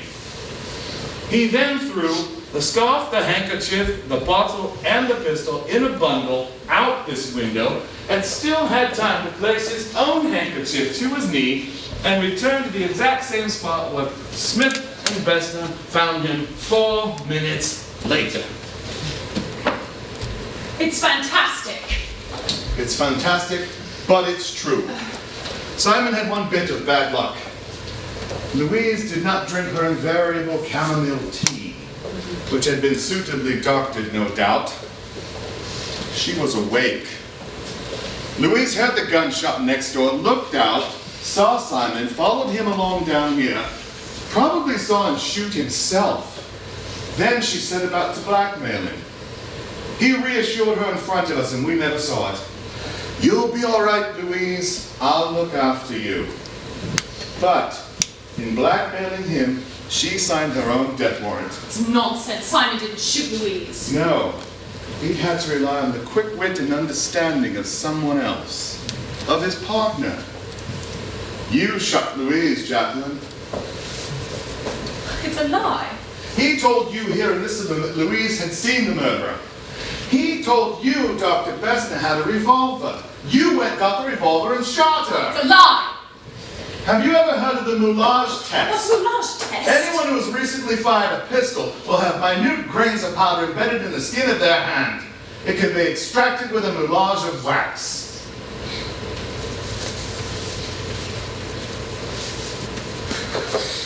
No. Don't you do that!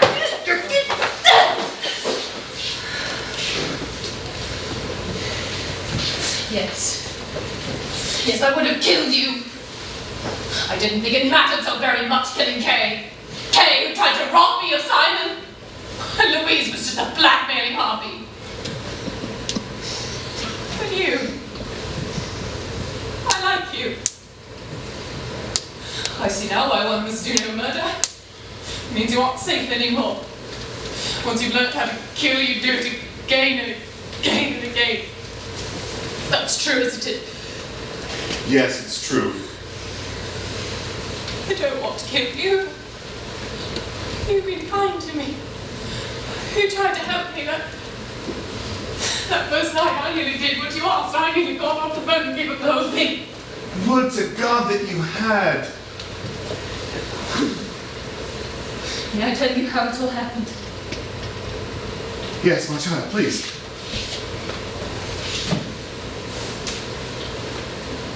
It's all true what I told you. Simon was looking for a job, and I induced Kay to give him one. When she saw him, she fell for him. Poor Simon. He's always wanted money, and he's always been so miserably poor. And yet was being offered for the asking. I saw what he felt. I told him that he'd better give me up and marry Kay, but he said being the husband of a rich wife was no good to him, and that he loved me. He said, if this was a book, I'd marry a rich wife and she'd be dead within a year. But I saw the idea come to his head. I taxed him with it. He only laughed and said, you leave it to me. I was terrified. Simon is so simple, so terribly optimistic. I knew he'd go about it in some perfectly idiotic way. So I had to help him. You do see that? I had to help him. His plan was mine. My mother was so clever, so foolproof. He worked it all out. My following them around, Simon's pretense of hating me. It was all worked out down to the last detail. Till you trapped me. I'd never heard of the moulage test. Your guilty conscience trapped you. The moulage test would have meant nothing in your case. You fired the pistol last night. But in Simon's case, it would have been conclusive. According to his story, he never even touched the pistol. You mean it's going to hang him? God, son, what have I done? When the sun shines, you cannot see the moon, though it is always there. You and Simon said that to me in almost the exact same words. I should have known then you were acting together. I wish Kay was alive. You may not believe it, but it's true. I loved Kay. I know that now. She was always so gay, happy, and generous, and warm-hearted. God, if only one could go back. You can't go back. You have to go on. There's a way out. A quick and an easy way. No, you mustn't take that way. Well, you can't stop me. To take your own life is as bad as that of taking one of another. Even if it's already forfeit. Your life is not yours to decide when it ends, only to live until the appointed end. You're cruel. I'm trying to help you. Listen. There are spiritual things of which you have no idea. These next few weeks may be all important to you. To my soul. To your soul. Lotus ahoy! Egyptian police here! Will you please give me back my pistol?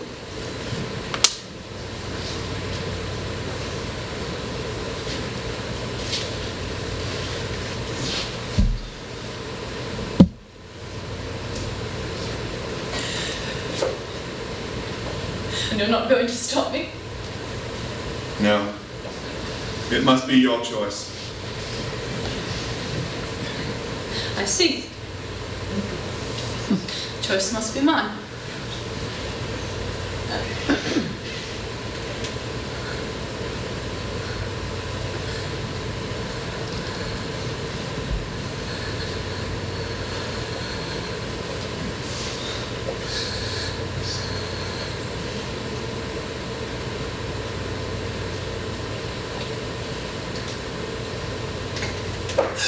All right, you win.